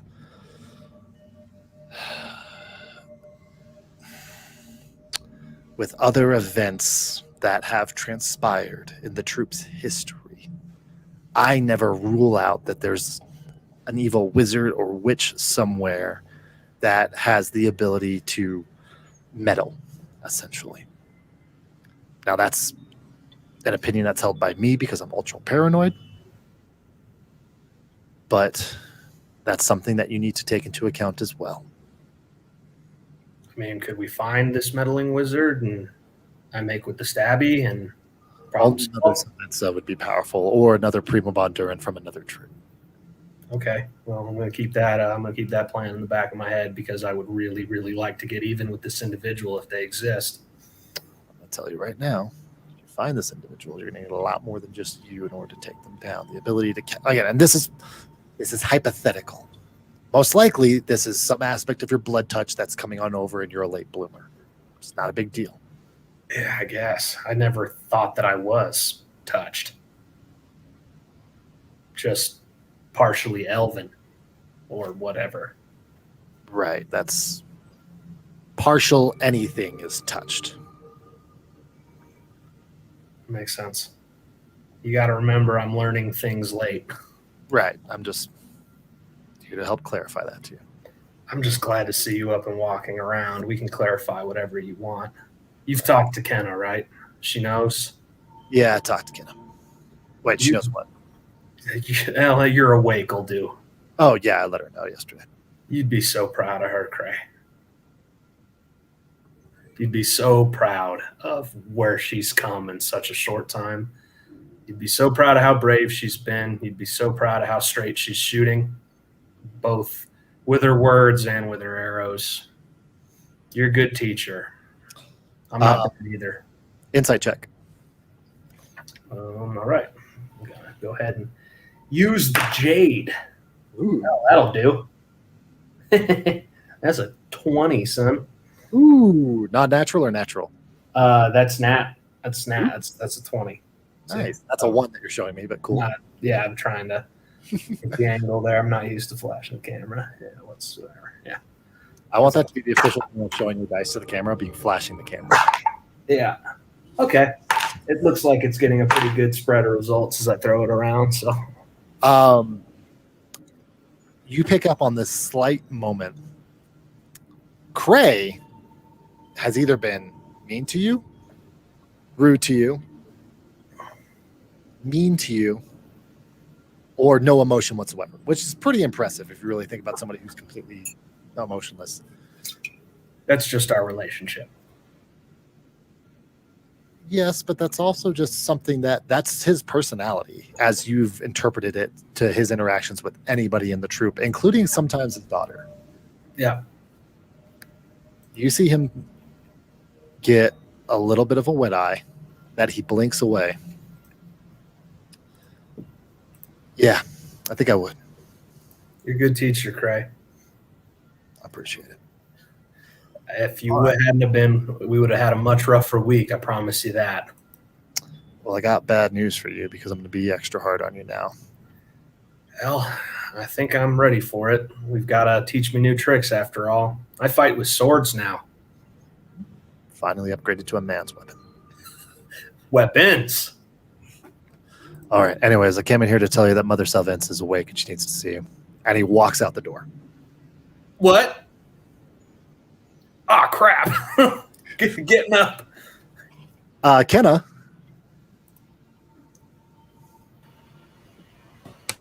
I just want to know, it's been crazy. It's been an hour and 38 minutes into this, and we haven't heard anything from Chloe yet. It's all. I don't step on other people's scenes. You hear a knock on your... Does Kenna sleep in a tent or a wagon? Kenna probably sleeps wherever she damn well pleases. And I would imagine it's not the same place every night. Yeah. Sometimes it's in a tree. Sometimes it's in a wagon. Sometimes it's under a wagon. Sometimes it's at the fire. Probably at this period, it's with the kiddos. Ooh, I like it. So he goes over and he walks on in, and I imagine one of like the really young toddlers, like the 3-year-old, is like on top of Kenna, like with basically the wrong end of a hairbrush, just slowly like brushing her hair as Kenna's just trying to pretend to still be asleep, that maybe they'll Maybe he'll be like content and not wake her up. But you hear your father's voice. Hey, kid, What? brought you coffee. Oh, good. He hands And- it to you. Black. Thank you. I This is very sweet of you. I appreciate the thought. Sugar and cream next time. All right. He goes on over and he actually pulls out of his side pouch. He has a tiny little vial of sugar that he hands you. He goes, I'll try and remember the cream. Well, this will be fine. How you feeling after last night? It's fine. I'm good. Yeah, I'm good. I'm good. You're You alive. say, I'll believe you. I'm good. Hey, let's keep what happened last night between us, all right? Okay. I think people are going to notice that you smile now. That's fine. I can notice. Okay. No one else knows why? Jimmy and Calopia. Okay, well, It's part of getting feelings is telling other people about them. all right. Well, I'm going to start with you, and then maybe I'll go on to Calopia, and then we'll see if I need a third person. Well, but you already told us, so we don't count. Oh. Well, I'm going to start with you, and then maybe I'll go to Calopia, and then maybe we'll do a third person. Okay. Fine. But I won't tell, but I might bother you about it every time I see you. That's fine. Missed you. I missed you too. I mean, you've been here. Not really, though. I don't think This you is- know how much you have been here, though. Yeah. It's a new day. And it's good to be here with you. I'm just glad we did something good. I'm still upset I couldn't help get those other creatures out of her little vials. We should find her again, and we should make a deal to get the rest of them out. Well, how about I make you a deal? hmm We don't make a deal, and just if we see her, we slit her throat and rescue everybody that way. I feel like Calopia and Glenn would be more on board with that, and that would make the slitting the throat easier. So sure. Okay. I'll let you talk to her first, and then we'll go from there. Okay. All right. Anyways, get up and get around. Mother Salvence is awake, and she needs to see. Oh, okay. And I'll run to wherever Mother Salvenza is. What is Kenna wearing right this moment as she gets out of bed?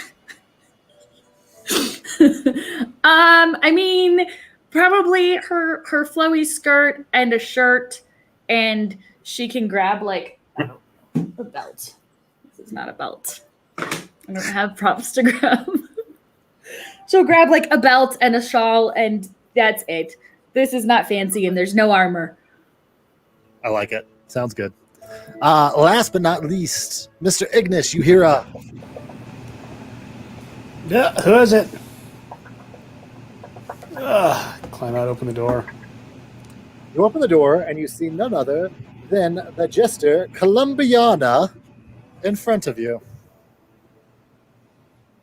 Hey, good morning. Is it morning now or is it?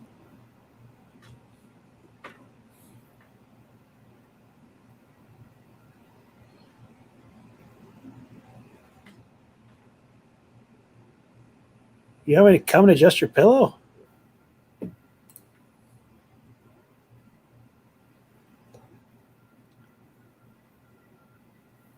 You were sprinkling sugar on funnel cakes?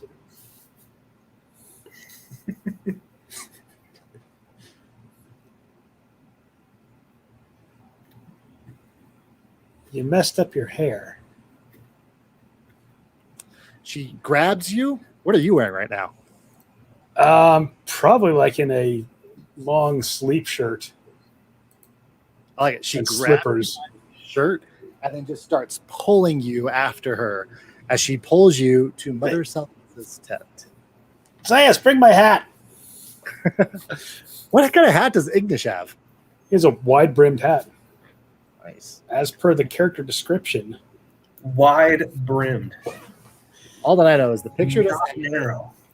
and you haven't corrected me on any of the chibi art that I've ordered that says that you have a wide brimmed hat. I've tried correct. You don't listen to me. He doesn't have horns either. You keep confusing him with English or something. You have this other character in your mind named English who has horns. English doesn't have horns. Positive he has horns hidden underneath his hair. No, not yet. As according to the character, he doesn't have horns. That as of yet, he doesn't have horns. He might be developing them sometime in the future, but right now he doesn't have horns. According to the character sheet. You have two little pokey horns that are just barely stick out of your head. The I get DM is file. in. Don't challenge the DM ever. That's why he wears a hat. Makes sense. Exactly. So now you can't see him. Anyways, you all five converge on the outside of Mother Selvince's tent at around-ish the same time. There you see Selvra is on the outside, and as you all approach, she kind of just is like, just give it one moment, please.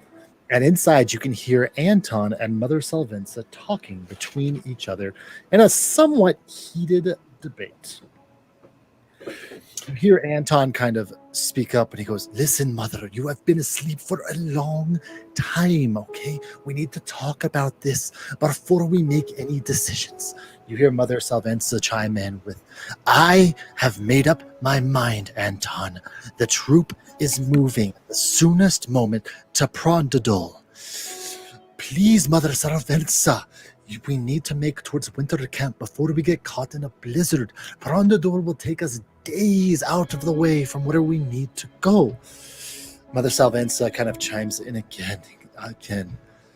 "Anton, I understand your concern, but the troop needs to make for Prondadol immediately. But you don't understand.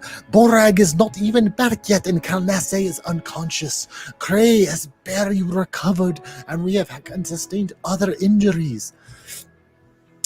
And at this point, you guys feel a wind kind of overtake the entire area as the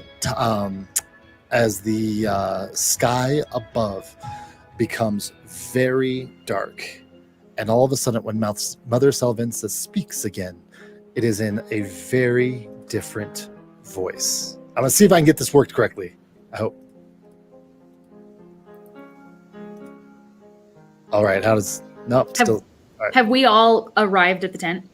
Yes, you all hear all this happen from the outside. Okay. Selvra is on the outside, kind of keeping you guys from coming inside. But all of a sudden, you hear Mother Selvince's voice come out booming. "Anton, I have seen a million worlds, and I have seen a million outcomes in my time. Do not question me. As Prima Bonduran of the Blue Veil, I am ordering that we will move for Prondadol immediately. Borag will catch up with us wherever he is." You guys all of a sudden see Vestia make her way inside of the tent past you all, past Selvra, who does not stop her. She goes, Anton, I'm going to make this very clear to you. Mother Selvince has spoken, and even if we do not understand it, the rest of the troop is already getting ready to move on out. Now, either you can stay here in Nevermore, or you can come on over with us, but those are your two options. Mother, just want to let you know that the friend that you asked for just arrived outside. As she goes on over and she opens up the tent flap and gestures for you all to come in. Well, it's nice to see the rest of you. Hey, Glenn. Kenna gives you a giant hug that is completely not taking into account the fact that you are super injured. It's good to see you too, kid. Oh, man, let go. Let's go. Let's go see what she wants. Okay. It's been a weird few days, man.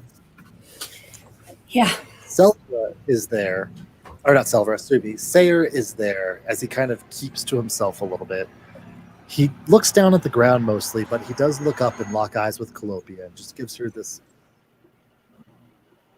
smile. But it's not hard to tell that he has a lot on his mind. As the five of you enter in, you see Mother Salvenza, and she looks up to you and she smiles at all. I just want to thank you for everything that you've been doing for the kid.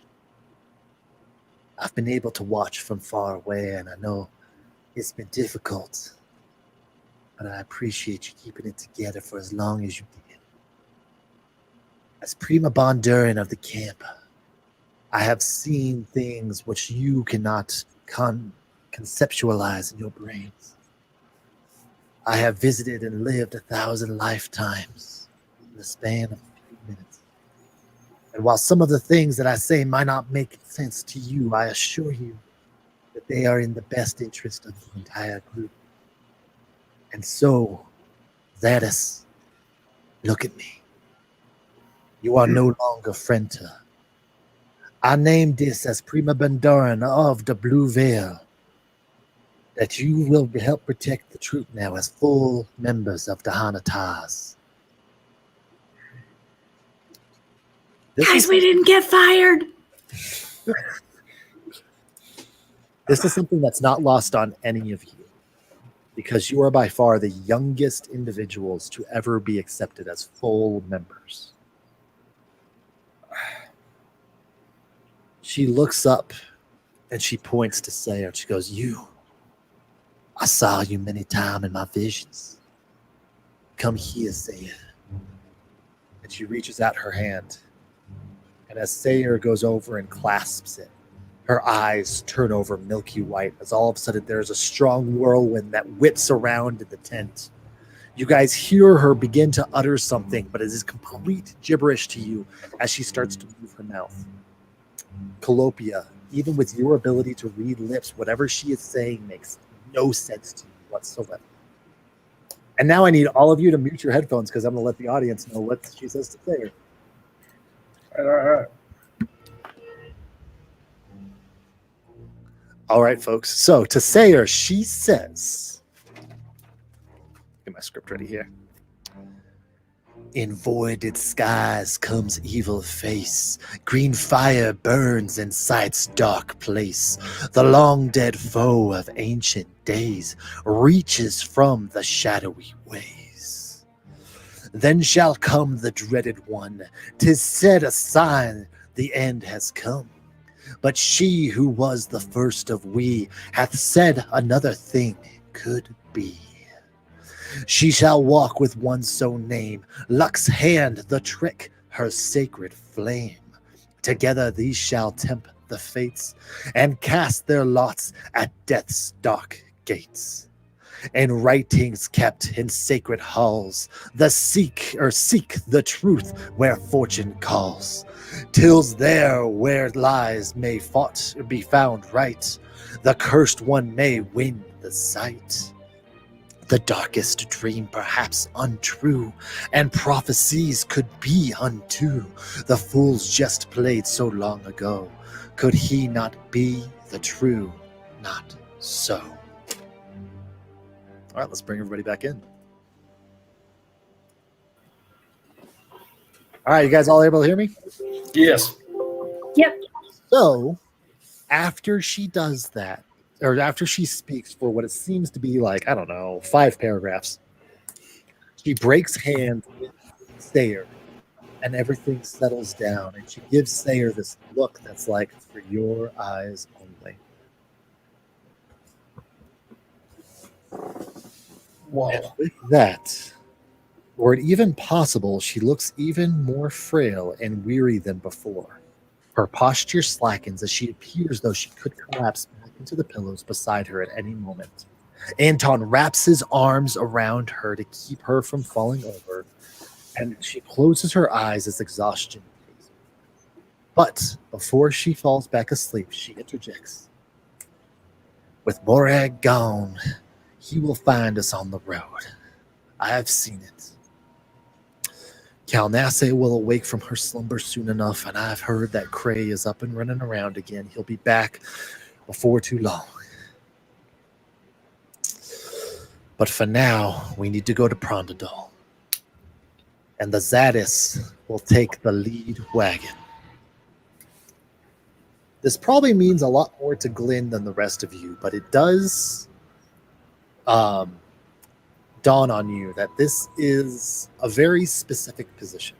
As the lead wagon doesn't just lead the entire troop, it actually travels several miles ahead of the rest of the group. It works as almost like a bait ahead of everybody else. So that way, if there are bandits or hazards or anything like that, that is the one wagon that is more or less sacrificed and is charged with defending the group. They're also the ones charged with finding the way, finding where to camp, foraging, and all things of that. It is a huge elevation in status and responsibility from what you all are used to. Selvra speaks up and she goes, I'll take the rear with Trinuva and Miga to help protect us. And with that, Vestia goes ahead and chimes on in. I'll be riding with the lead wagon. Vestia, the mistress of secrets, continues to speak. She goes, Anton and Silver, you both be exhausted from trying to heal up all the members of the camp. So Skizzit will take the rear for the first trip, along with the bards, so that way you all can rest in the center. Cray will be able to put up a good fight in the middle if there's any issues that go on that, but we'll make sure that we clear everything out ahead of time. Does that make sense to all you kids? Yes, Elder. All right. Silver nods her head at Vestia. Agreed, my sister. And thank you. She turns to your group and says, now, my friends, we have little time to waste. We need this troop moving in yesterday. You understand? Yes. All right. Let's get us up and moving. Anton kind of lays her back down on the group as Vestia looks up to y'all. And you guys are aware of this. Vestia, with the current chain of command, is right underneath Selvra as far as leader. She goes, all right, get everybody moving. All right. Yeah, we can do that. You guys exit out in front of the tent as you see Vestia starts going on out and starts barking out orders left and right. You see Rezor just starts running around sprinting like he does as he starts like wrangling up kids and stuff. Quember and the rest of the French are all doing the same thing. The 5 of you are outside of the tent. What would you all like to do? Get dressed. We don't have time for that, English. We have to get everything going. We should prep our wagon. We're going to have to leave before anyone else does. Right. Does this mean we get to pick a wagon? The lead wagon's already designated as essential. Oh, okay. I know, it's a bummer. It's fine. This is a responsibility that used to go solely to Borag, Cray, and Kalnasse. So basically, you're taking their wagon. And then with that, I'm guessing you guys basically break off and start getting ready to move. Yeah. Yep. Yeah, I would. Who's driving the wagon? That is something that is amongst you guys to figure out. The lead wagon runs a lot longer than the rest of the troop. You're the first ones to leave in the morning. You guys are the first ones to find camp. But basically what will happen is you'll have somebody who will be driving the wagon. You'll have different people on security. You'll have a rest position kind of working that you guys all work out internally based off of the needs of what's going on. You guys trust that Vestia, who's going with you, is going to help give you guys the ropes as far as how that actual rotation works and all that kind of stuff. So But- yeah. So do we need to designate those spots now? Not now. Basically, what I need to know is what you guys are doing to get ready, if anything.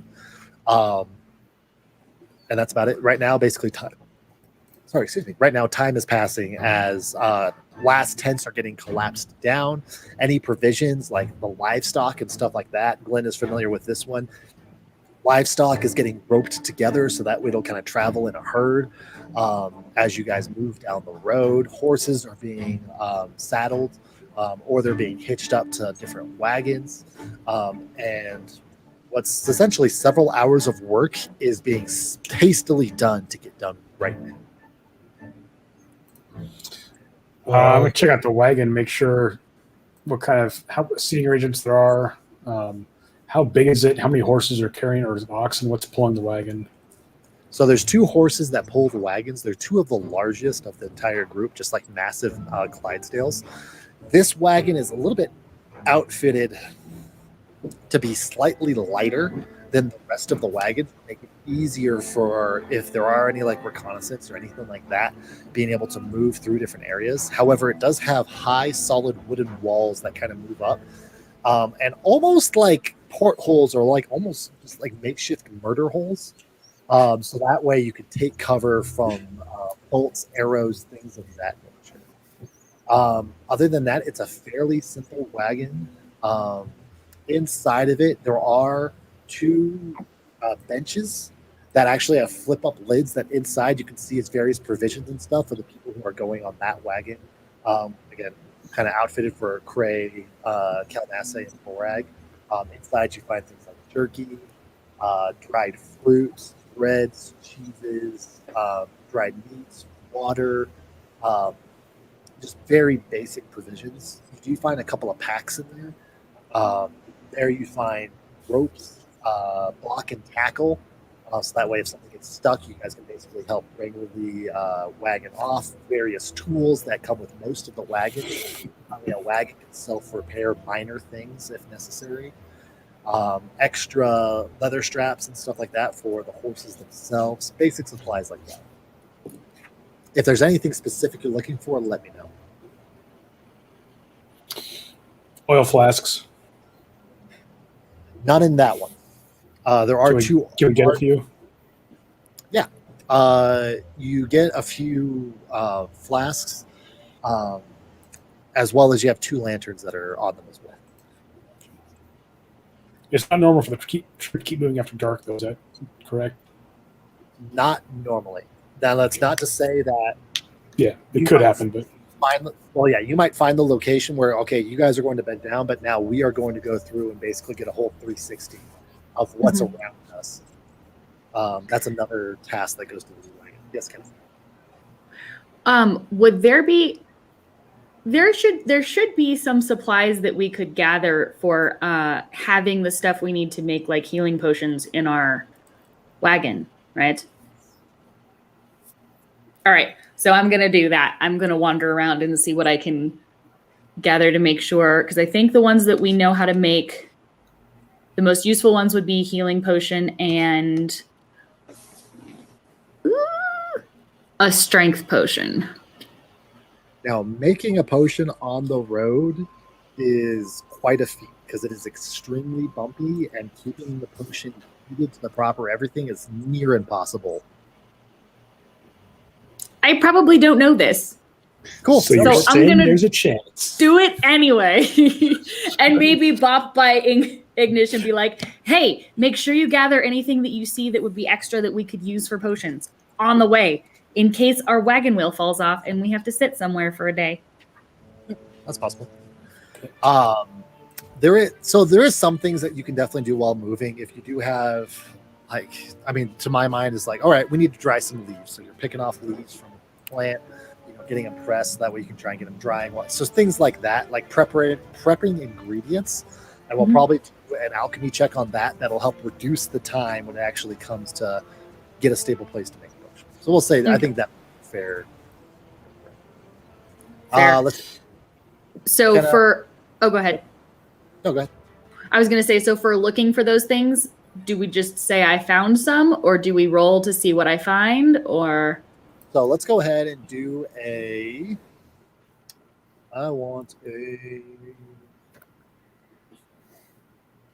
do not an alchemy check. No, we'll do a searching check. What's the actual thing I'm looking for? Investigation.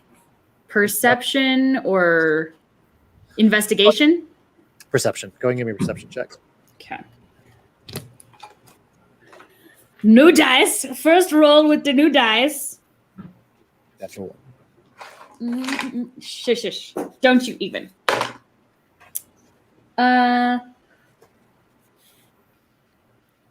8. you go around and you get a few things for the potion. The thing that you're missing is the expensive ingredient. Okay. So you have enough to make one potion, but I forget what the expensive ingredient is on the healing potion because I don't have it in front of me.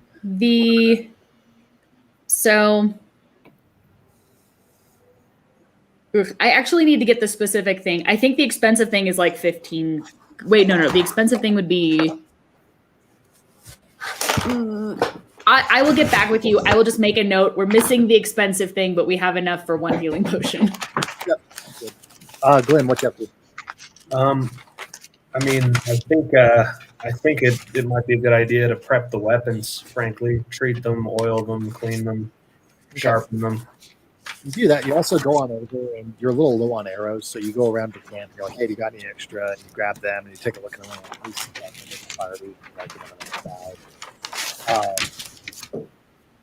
And then, because I'm assuming Glenn assumes that all arrows not made by him are just total trash. Yeah, I'm very critical of fletching techniques that are not from yours truly. But you're able to get your weapons prepped and everything ready to go. Elle, what do you get to? Calliope she'll start to break down kind of the group's camp setups, because I would assume besides Kenna, most of us probably stay in a tent regularly, besides Ignish. So she'll kind of start breaking those down, and then she'll probably go over to Kenna and be like, "Do you need any help?" Yes! You should see if you can find the expensive thing that I need for my healing potion. Oh, okay. Sure. Do you know who would have it or what it is, or? It's expensive, and yes, I do know what it is. It's this. Okay. Oh, okay. Because I have it in my notes somewhere. Roll a perception. Okay. That wasn't terrible. Let's see. Perception. 17. So Kenna has a stroke of genius, and she's like, "You know what? I don't think I need this expensive thing. I think I can substitute it with some pure alcohol from Stoof. But I'm not very sneaky. Can you steal some for me?" Why are we stealing? I mean, maybe you could just ask. You know Stoof. Stoof's not giving any of this up. He's a dwarf. He's a hoarder by nature. And so you're like, "All right, hold on." And you go on over, and Stoof's like getting things set up. You see he's like pouring out, like he had some stuff that was like half ready to go, but he can't take it on the road. So he's like pouring stuff out, and you're able to go on over, and you grab this clear vial of 100% pure alcohol. You're scared to touch it with your skin. Like, just, you kind of pop it open, you make sure it's 100%. Your sinuses have never been clearer. Yeah, it's the real stuff. And you pass that off to Kenna, and she's like, "All right, excellent." Thank you. Kenna, that's like super flammable. I need you to keep it very far from Ignish. Clearly, we don't need it to burn before we are ready for it to burn. Also, I don't want it to burn. I want it in the potion. So it will be well cared for. Ignish, can we put this somewhere safe? Don't explode it. Yeah, let me wrap it up. I got some cloth. And this is how Thank the you. youngest inductees to the head council group died. We all roll ones on one round, and literally the wagon is just like. We re-roll all new characters. Everybody's We didn't super even roll up. We got a soft. whole stack of them. Exactly. Just take a sip of this. Everybody takes a sip of it, fails the Constitution saving throw, dies of alcohol poisoning. I gave I'm him also one. make sure they have a restock of spare parts. Horseshoes, nails, some leather straps in case there's any parts of the party or the halter that goes bad. A spare wagon wheel if they have, especially if they're the same size. I don't think you find a spare wagon wheel for this one. However, you go over and you talk to the carpenters of the troop, and they're like, "All right, yeah, we'll once we set for camp, we'll go over and start getting work on it." I want to talk to a Wainwright. Yeah, you have a carpenter Wainwright for the camp. Most of us were around when Wainwrights were around. Well, geez. Anyways, so with that, about an hour passes by, and with haste, the camp is almost completely broken down. There's a few last things, But you see Vestia, who's at the head of the lead wagon, kind of goes on over and goes, all right, yo, let's get on the time to go. Jumping James's bells. Let's come on. All right. Hop on. You see Sayer is already at the head of the bench, the head bench. What's it called, Will? The seat. Yeah, the seat of the whole thing next to Vestia driving. The four of you easily go over and hop in the back. She goes, all right, now I'm going to teach you a thing or two while we're on this little road trip, all right? First thing, keep your eyes open at all times. Understand? Yes. All right. Second rule is I'm number one. Got it? All right. All right. No reason we can't have this fun. All right, let's go. Giddy up now. And she goes over, and you guys start heading on off. You have the strangest view of Carnival behind you as wagons are getting prepped, and you guys proceed to go down the road. You continue down for a little bit, and Vestia has this just kind of tendency to talk and ramble. It's cute most of the time, and it helps really pass the time. But she goes on over, she's moving on down, and she looks on back. Is anybody trying to sleep right now? Are you guys all staying awake? What's going on? Awake. Kind of like I've slept enough.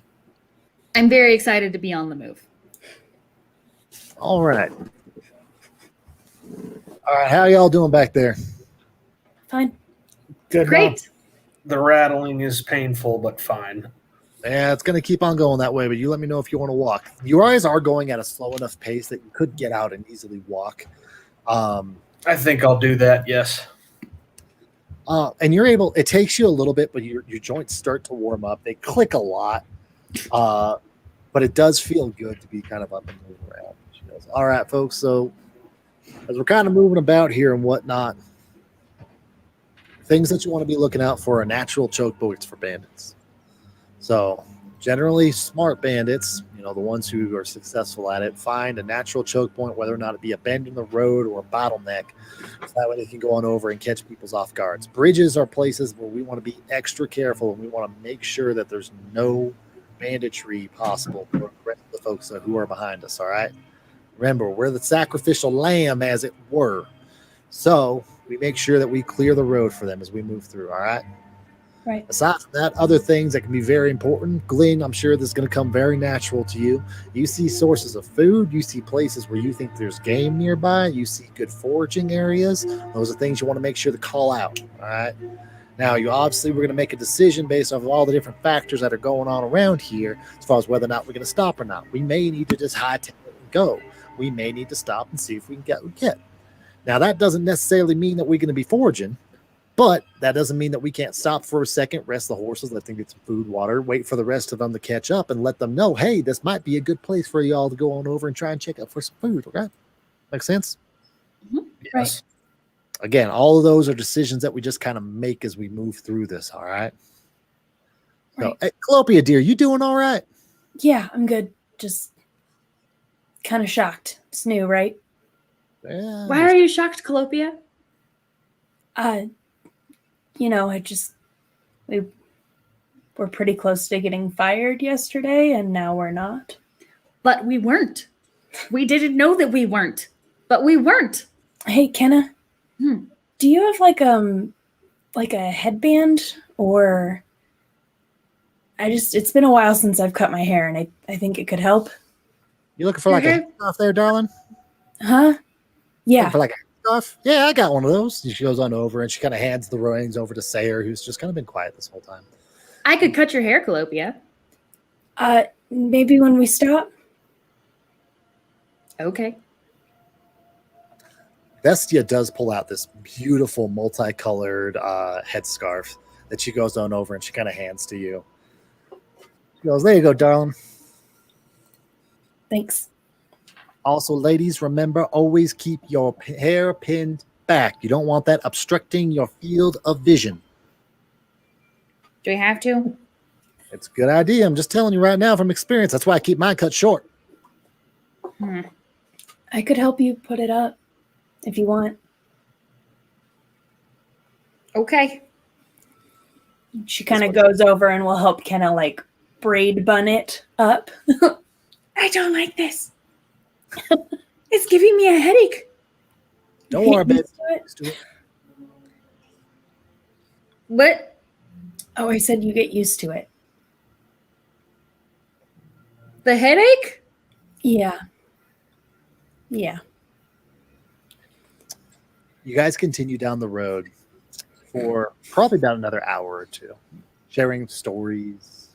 Vestia pops off a joke every once in a while, and eventually she switches off. She lets Sayer drive for a little while, and she kind of sits back and she relaxes. And you guys notice her; she keeps on looking up at that red star, and almost every time she does, she like scoffs and then looks back down to the road as you guys keep on moving forward ahead of the rest of the head as you guys keep traveling. Essentially, what would you all like to do? Anyone want to come walk with me? I'll come walk with you. I think I'm gonna stay up in the wagon.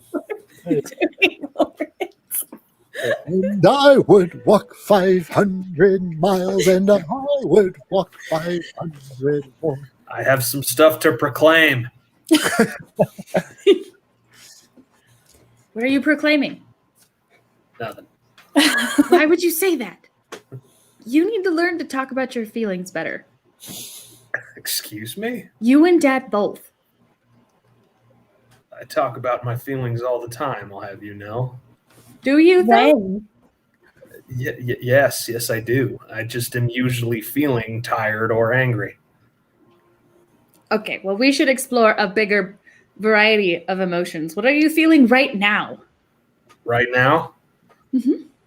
confusion as to why you want to talk about this, and a little bit of exhaustion from walking while still battered. What else would we talk about? Do you have a better idea? What were y'all doing while I was out?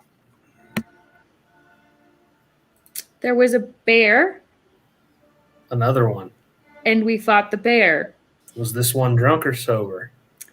It was a magic bear, A magic bear. and we went out with my dad and fought the magic bear and Oh. came back. Went out with Cray and fought a magic bear. Yep. Clopia, what really happened while I was out? Oh no, that's exactly what happened. What? Mm-hmm. I figure I'll make an insight check, and Kenna make a deception check at advantage. Oh, well, and that is one of my skills, so you know. God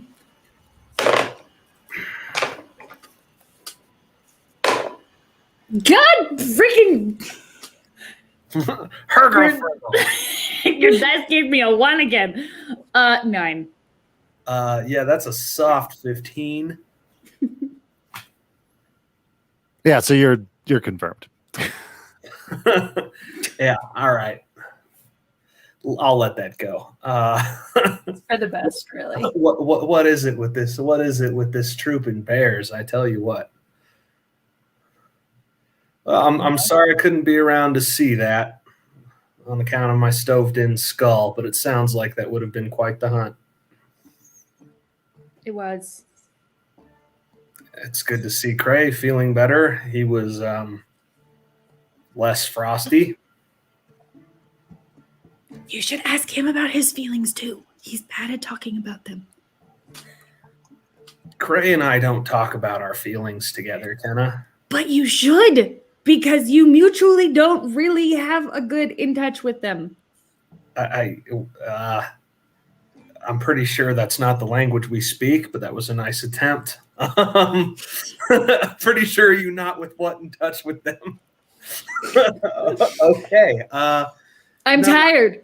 Him and I usually have this thing where he tells me to do something martial oriented and I do it and then he yells at me about it. It's not really an emotion discussing relationship kind of thing. Well, Calopias didn't used to be an in-love kind of relationship with Sayer, and that has changed. So, you know. That's a lot of words you just used. Well, quite a bit of them, most of which I do agree with. That said, I'm not going to fall in love with Cray, Kenna, nor will he. No, don't fall in love with Cray. You just change your relationship. It's not that hard. By talking about my feelings. Yes. All right. Because otherwise they will eat you up from the inside and you will become some weird, lifeless dark force that will just implode from anger and sadness. With white hair, blue skin, something like Yeah, that. but you haven't imploded yet. I'm trying to prevent this. This is for your own good. I'm going to implode, am I? Mm-hmm. Very good, very wise. What are you feeling right now, Colopia? I have a headache. See how awkward that was? We should let your hair down. And I like reach up to your ponytail. She kind of dodges away. And she's like, "No, it's really okay. I'm used to my headaches." What? I want a dexterity saving throw from Elle. And I want an attack roll from Chloe with your dexterity modifier. I mean, I don't want to brag or anything, but dexterity saving throws are basically my best skill. But there's always a chance. 27. Yeah, no, I didn't. Do I notice anything about that? Was pretty defensive. No, that was just Kenna trying to pick at somebody's hair and somebody not wanting them to pick at her hair. Okay. I probably do this fairly often. Yeah, it wouldn't surprise me if she's trying to pull like straw out of your hair constantly. And you're like, leave it in there. It's keeping me warm. I empathize with the headache, Colopia. I empathize with the headache. I think your headache would go away if you talked about your feelings with Cray. And she does give like the smallest smile at the thought of that. I see. Ignis wasn't really paying attention, but you have feelings for Cray? Yes, he does. That's the last time I save y'all from a cave-in, I swear. Next time I'm just gonna run in my head and let y'all deal with it. Well, Ignis isn't gonna cause a cave-in again, is he? In Ignish's defense, I was there too. I'm done trying to do the right thing. Got us in trouble. That's an interesting but correct interpretation of what happened.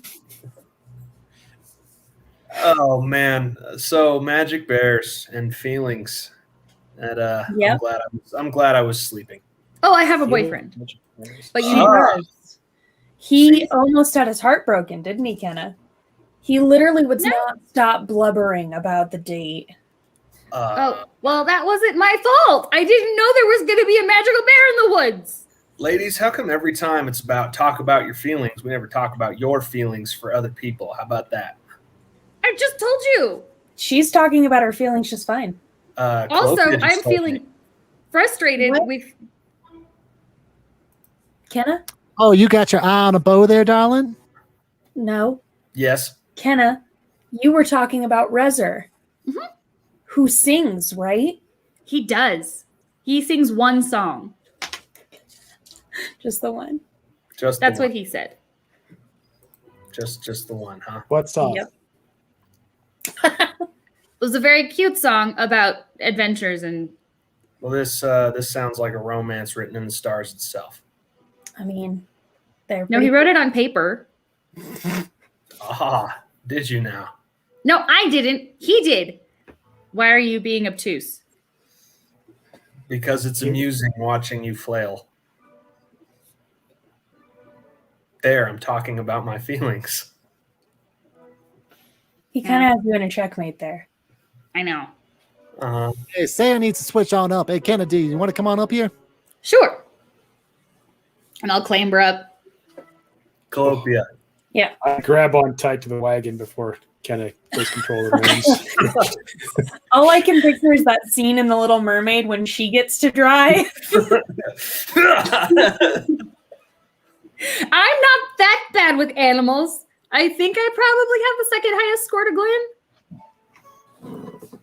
Maybe. Probably not. I'm not really an animal person. I am. Now, Kennedy, was I hearing that you were courting somebody? Sort of. A little bit. I want to hear all the details now, darling.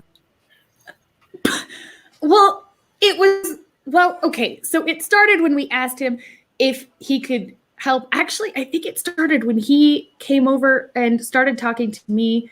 And then we were supposed to go on a date, and then well, we didn't go on a date. We actually burned down a house. But I sent him a note and he came to save us, and he came with a flower. So I figured that means that we're in love, because that's what I have read in the stories and that's what the songs say. So I came back and I told him that we were in love, and he was very confused. He thought that I was in love with Glenn because I wasn't sure what the rose meant.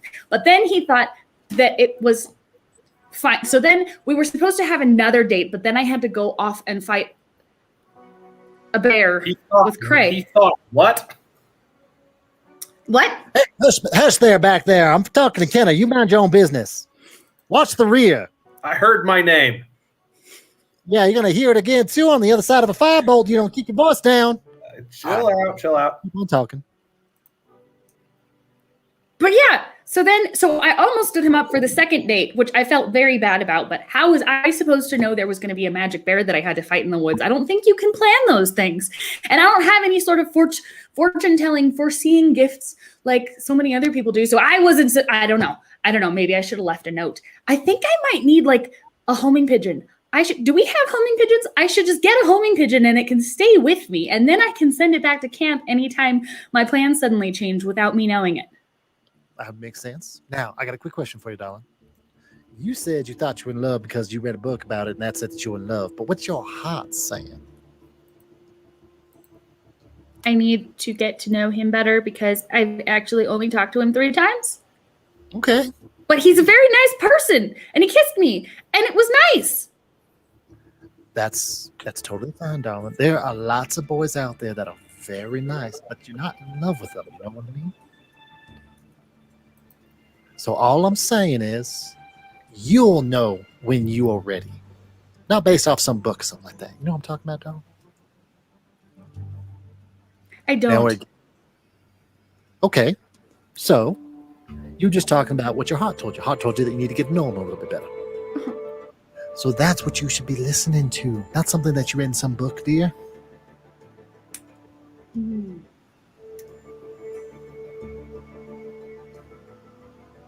Now, where it gets really complicated is when they're not nice boys, but you still love them. That's what happened with me and Skizig. Skizig was always kind of really... What? You didn't know? No. Ah, yes. I also didn't know he wasn't a nice boy. That seems... I guess that kind of makes sense.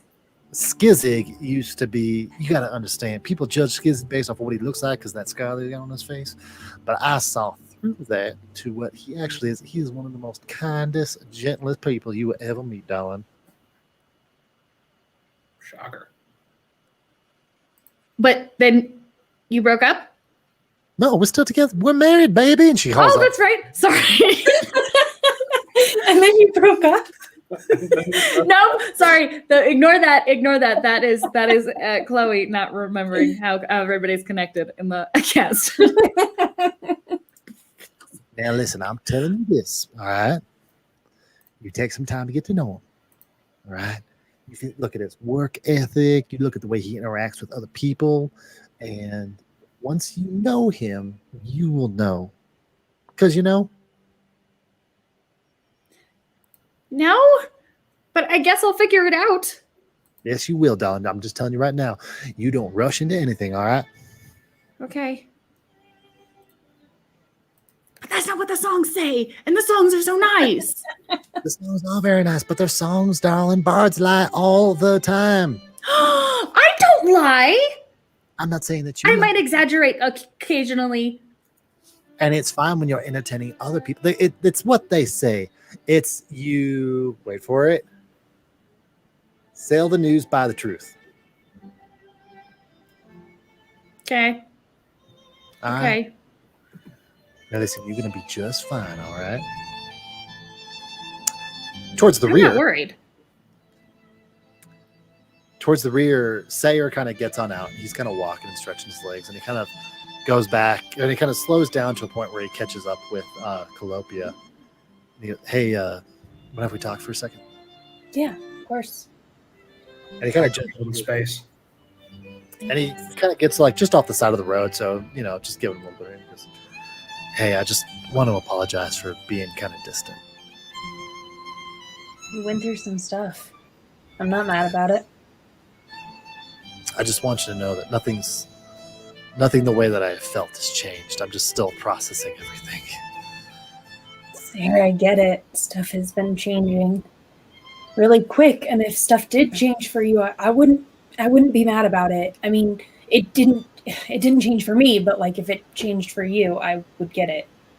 It hasn't changed for me though. I just want to reassure that. All right.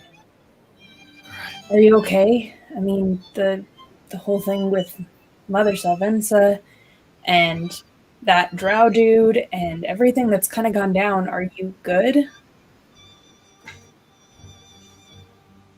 The drow guy, I think I'm good with. Like it's hard seeing that kind of evil or that kind of indifference or whatever it was. You know, I feel like he was a person that tried to play the morality card, but at the end of the time would do whatever he thought was best. Yeah. But there's part of what Mother Sylvansa said to me that's been on my mind a lot. I can't say that I understood what she said to you. So there was this one part. He shall walk with ones so named, Luck's hand, the trick, her sacred flame. Together these shall tempt the fates and cast their lots at death's dark gates. And he kind of like shudders. It's almost like it was hard to say that. There was something in her prophecy that she told me about 3 people. Well, 4 people, because it was he shall walk with one's so named. So there's 4 people. I don't know. It's I need some time to kind of get it all internalized, but there's just Luck's hand, the trick, her sacred flame, those 3 people, I just can't get them out of my head. Right. And it's like a fascination, like a puzzle that you just can't solve. It's not like they sound like, I mean, I have a feeling like they're good people, like they're heroes, like they're people that we need to find. Okay, then we find him. Whatever you need, Sayer, we're gonna be there for you. He like gently reaches out and he just grabs your hand. He goes, I appreciate it. I think once I'm ready, I'll tell everybody the full thing. That's fair. And when you do, we'll be there to listen. Just don't die before then, because that would be really annoying. Does it ever get exhausting carrying the rest of us? I mean, sometimes, you guys help, so it'll be okay. All right. Thank you. Go get some rest or something. You look like death. Well, I think you look lovely. All right. No, we're not doing that. No, we're not going to be that couple. He goes over and he walks over towards the wagon and kind of gets a running jump and gets in the back of it. She'll kind of catch back up with the others. Nice. Glenn, I think you had something you want to say? You're a good fit. You too, you're a good fit. I think Sayer would struggle to not fit with anyone he liked. He's been struggling to fit his whole life. You're a good fit. Thanks. I mean, how you doing? I'm doing. The world has entirely 180'd in the last 48 hours, but No kidding. We're getting good. We're getting better. You know what I wish? Wish we could go back to the place with all those mirrors into possible futures. And that way we could actually learn what's going on instead of waiting for other people to tell us. I don't think I'd like that. No? Knowing what's coming just means anxiety, worrying about it. At least here, if it comes, it comes. You If you think we knew can take it? something terrible was going to happen to all your friends, it would be awful. I'd never want to live with that. something terrible is happening to all of us, though. We're just in the middle of it. That's my take anyway. I like to think it's going to get better. I mean, it does every day, right? I mean, Kenna's smiling more than she has in the last 2 days. Ignish seems like Ignish. I don't really know if that guy is affected by anything. He kind of seems fine. Honestly, like resilient. all the way around, he seems fine. He's resilient, that's for sure. And, you know, you're blue, but you're walking. Yeah, that's a good summary. That's a good assessment. And I think Sayer's going to be okay, so. Yeah. You ever train much with Cray, or did you stay over there in fisticuffs land? Once or twice that I could remember, but honestly, I mostly worked with Brian. Something he told me when I was young, one of the first things he told me that I actually made any sense to me, if we're being honest, the fight's not over until you stop fighting. I guess that's why we're here. We're the ones still fighting. You know, The others will be back on their feet soon. a long time ago, my grandfather said something pretty similar. But he always added to remember who you're fighting for. So. Sounds like he was pretty smart. He was kind of a cool dude. I would have liked to have met him. He thought really highly of everybody here, and the longer I'm here, the more I realize why he picked this place. You know that responsibility means a lot to me and everybody else, right? The responsibility of this? Of being Hanataz, of being Frenta, of being a family. We take it very seriously. I know you do too, because you're always keeping it together, kicking wholesale butt. I mean, it's my job. It is impressive. Just want you to know you're not alone. When you were lost in that place, when we first met back when we were kids, God, we were kids. I never left. I never stopped looking for you. I didn't know anything about you but your name, because that's just what we do. And now I know your name. And I'd take a cave in for you any day of the week. Well, don't do it again. I don't want to dig for another 8 hours. Oh, it'd take that long? Took a while, but, you know, worth it. Yeah, I'm sorry about that. That's a long time. We're lucky Sayer had the rope. Yeah. Shoot, man. I'm lucky I knew to get us to start running out. That was hairy. Honestly, just be glad we're all still here. I've been glad that we're all still here since a week ago, since we went into that hole and fought that blob. That's fair. And I can't believe that looking back, that's the easiest part of my week. I know. I've been thinking the same thing pretty much every waking moment since. Like, what is going on? Then the trees are trying to kill us. Then the crows were trying to kill us. Right, like, wait, since when did it become normal that, like, Sayer hitting on a girl and almost dying was like a basic level thing? Yeah, I know. It's a complete 180. And what we're at it, since when did it become a thing that literally every time something goes violently wrong, we have to be there to kill it with fire? Right, like, why are we the ones? I'm just very curious. It feels like the universe is really out to get us, and I'm not really sure what Ignish did to call it. Luck is in the eye of the beholder. I mean, I'm pretty sure Cray would say that we're lucky to be seeing this kind of action. Let's not summon beholders. That's probably a pretty good call. You guys hear Vestia calling him. Hey, Ignish, get on up here, darling. We could take him. What's up, Mom? So she kind of beckons you on up and goes, now listen, I don't know if anybody's told you this, but I'm going to tell you a little bit of story that I heard.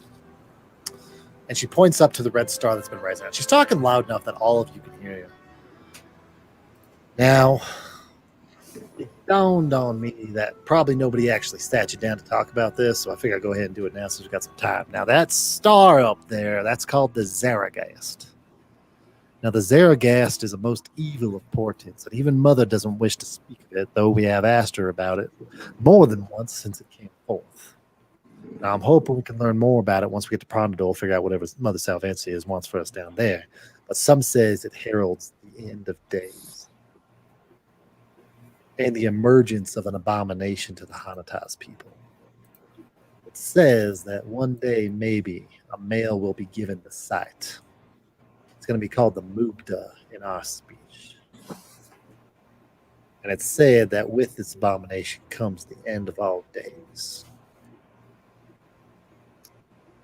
So, since it's kind of been said, and I've heard a couple different grabs around the camp about trying to figure out what exactly has been going on with all the bridge happenings and stuff, that is a prophecy which we are hoping does not come true. Which there are many prophecies that have not come true. So we will see what happens. Oh, hey, baby, we're here. And before you, you all see a very interesting bridge. After a few hours on the road, a bend can you round a bend and can hear running water. At this point, the foliage opens up some, and before you, you can see Blackwater Bridge. You peer back behind the wagon, but cannot see the rest of the caravan. Looking down on the road where it meets the banks of the river, you see exactly why the bridge is so named. For the water that drifts beneath it is nearly jet black in color, with strange flickerings of fluorescent flashings, ever so slightly beneath the surface. They are much like the firebugs sparkling in the air on a dark night, and it is strange that you can see them so well at daylight. It must be quite a show at night, or when the night comes. The bridge is narrow and has a wooden base to it. Only one wagon can traverse it at a time, as it is not wide enough for two to pass. Beyond this, you do not think the wood slats would hold much more weight than a single wagon in any case. And as you regard the bridge, you notice something floating in the gentle current. A body floating face down in the water. And that's where we're going to end our session tonight. Oh. It never stops for this crew. It never stops. How No, that's part of playing D&D. rude.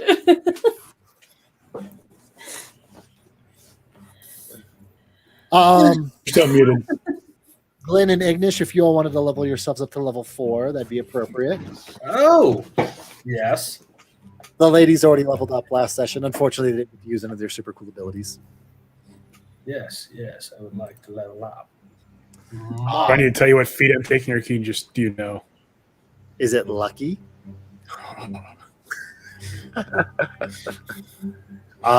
What Mr. Bill is going for is basically a control all of the dice rolls on the table, where either he can use portent or lucky or any other combinations, and it's a really fun class build. Welcome back, everybody. Glad to have everybody. Got some good character resolution going on there. Got some NPC interaction. Yeah, that was a good session. Show. Next week, we will hopefully be having Sayer back, so he will be able to fill in on what he was doing sulking for 72 hours. Dan, being the expert actor that he is, will fill in some character backstory for why that is. So glad to be back. Thank you for everybody who joined us today. Lord of the Rings fan, a loose puppet, Lady Hawk, all of you folks. So glad to see you guys in our chat as we proceed forward with the story. I'm so excited. We've been stuck. I haven't been stuck. We've been running chapter 2 for we've been running this campaign for like a year and a half. So very long time. Exactly. I got some more cool gadgets and stuff working out. On an exciting note, I get all of my tech back tomorrow, which is super exciting. And what that'll mean is that I'm going to refresh all of the point systems. You guys in the audience are going to be able to control and either kill or save your heroes respectively based off of how you feel that day. It's going to be a great time. That's what I loved about Ginger Snaps, that one game where she started buffing up the bad guy. I was like, yes, finally. But so glad to have you all back. Do we have any closing comments to our friends in the chat? We're so excited. Thank you for being here. Yeah, thanks for coming. We're so glad to be back. Yes. With that, everybody, have yourselves a great night. Stay healthy, stay safe, and we will see you all next week. Bye, everybody.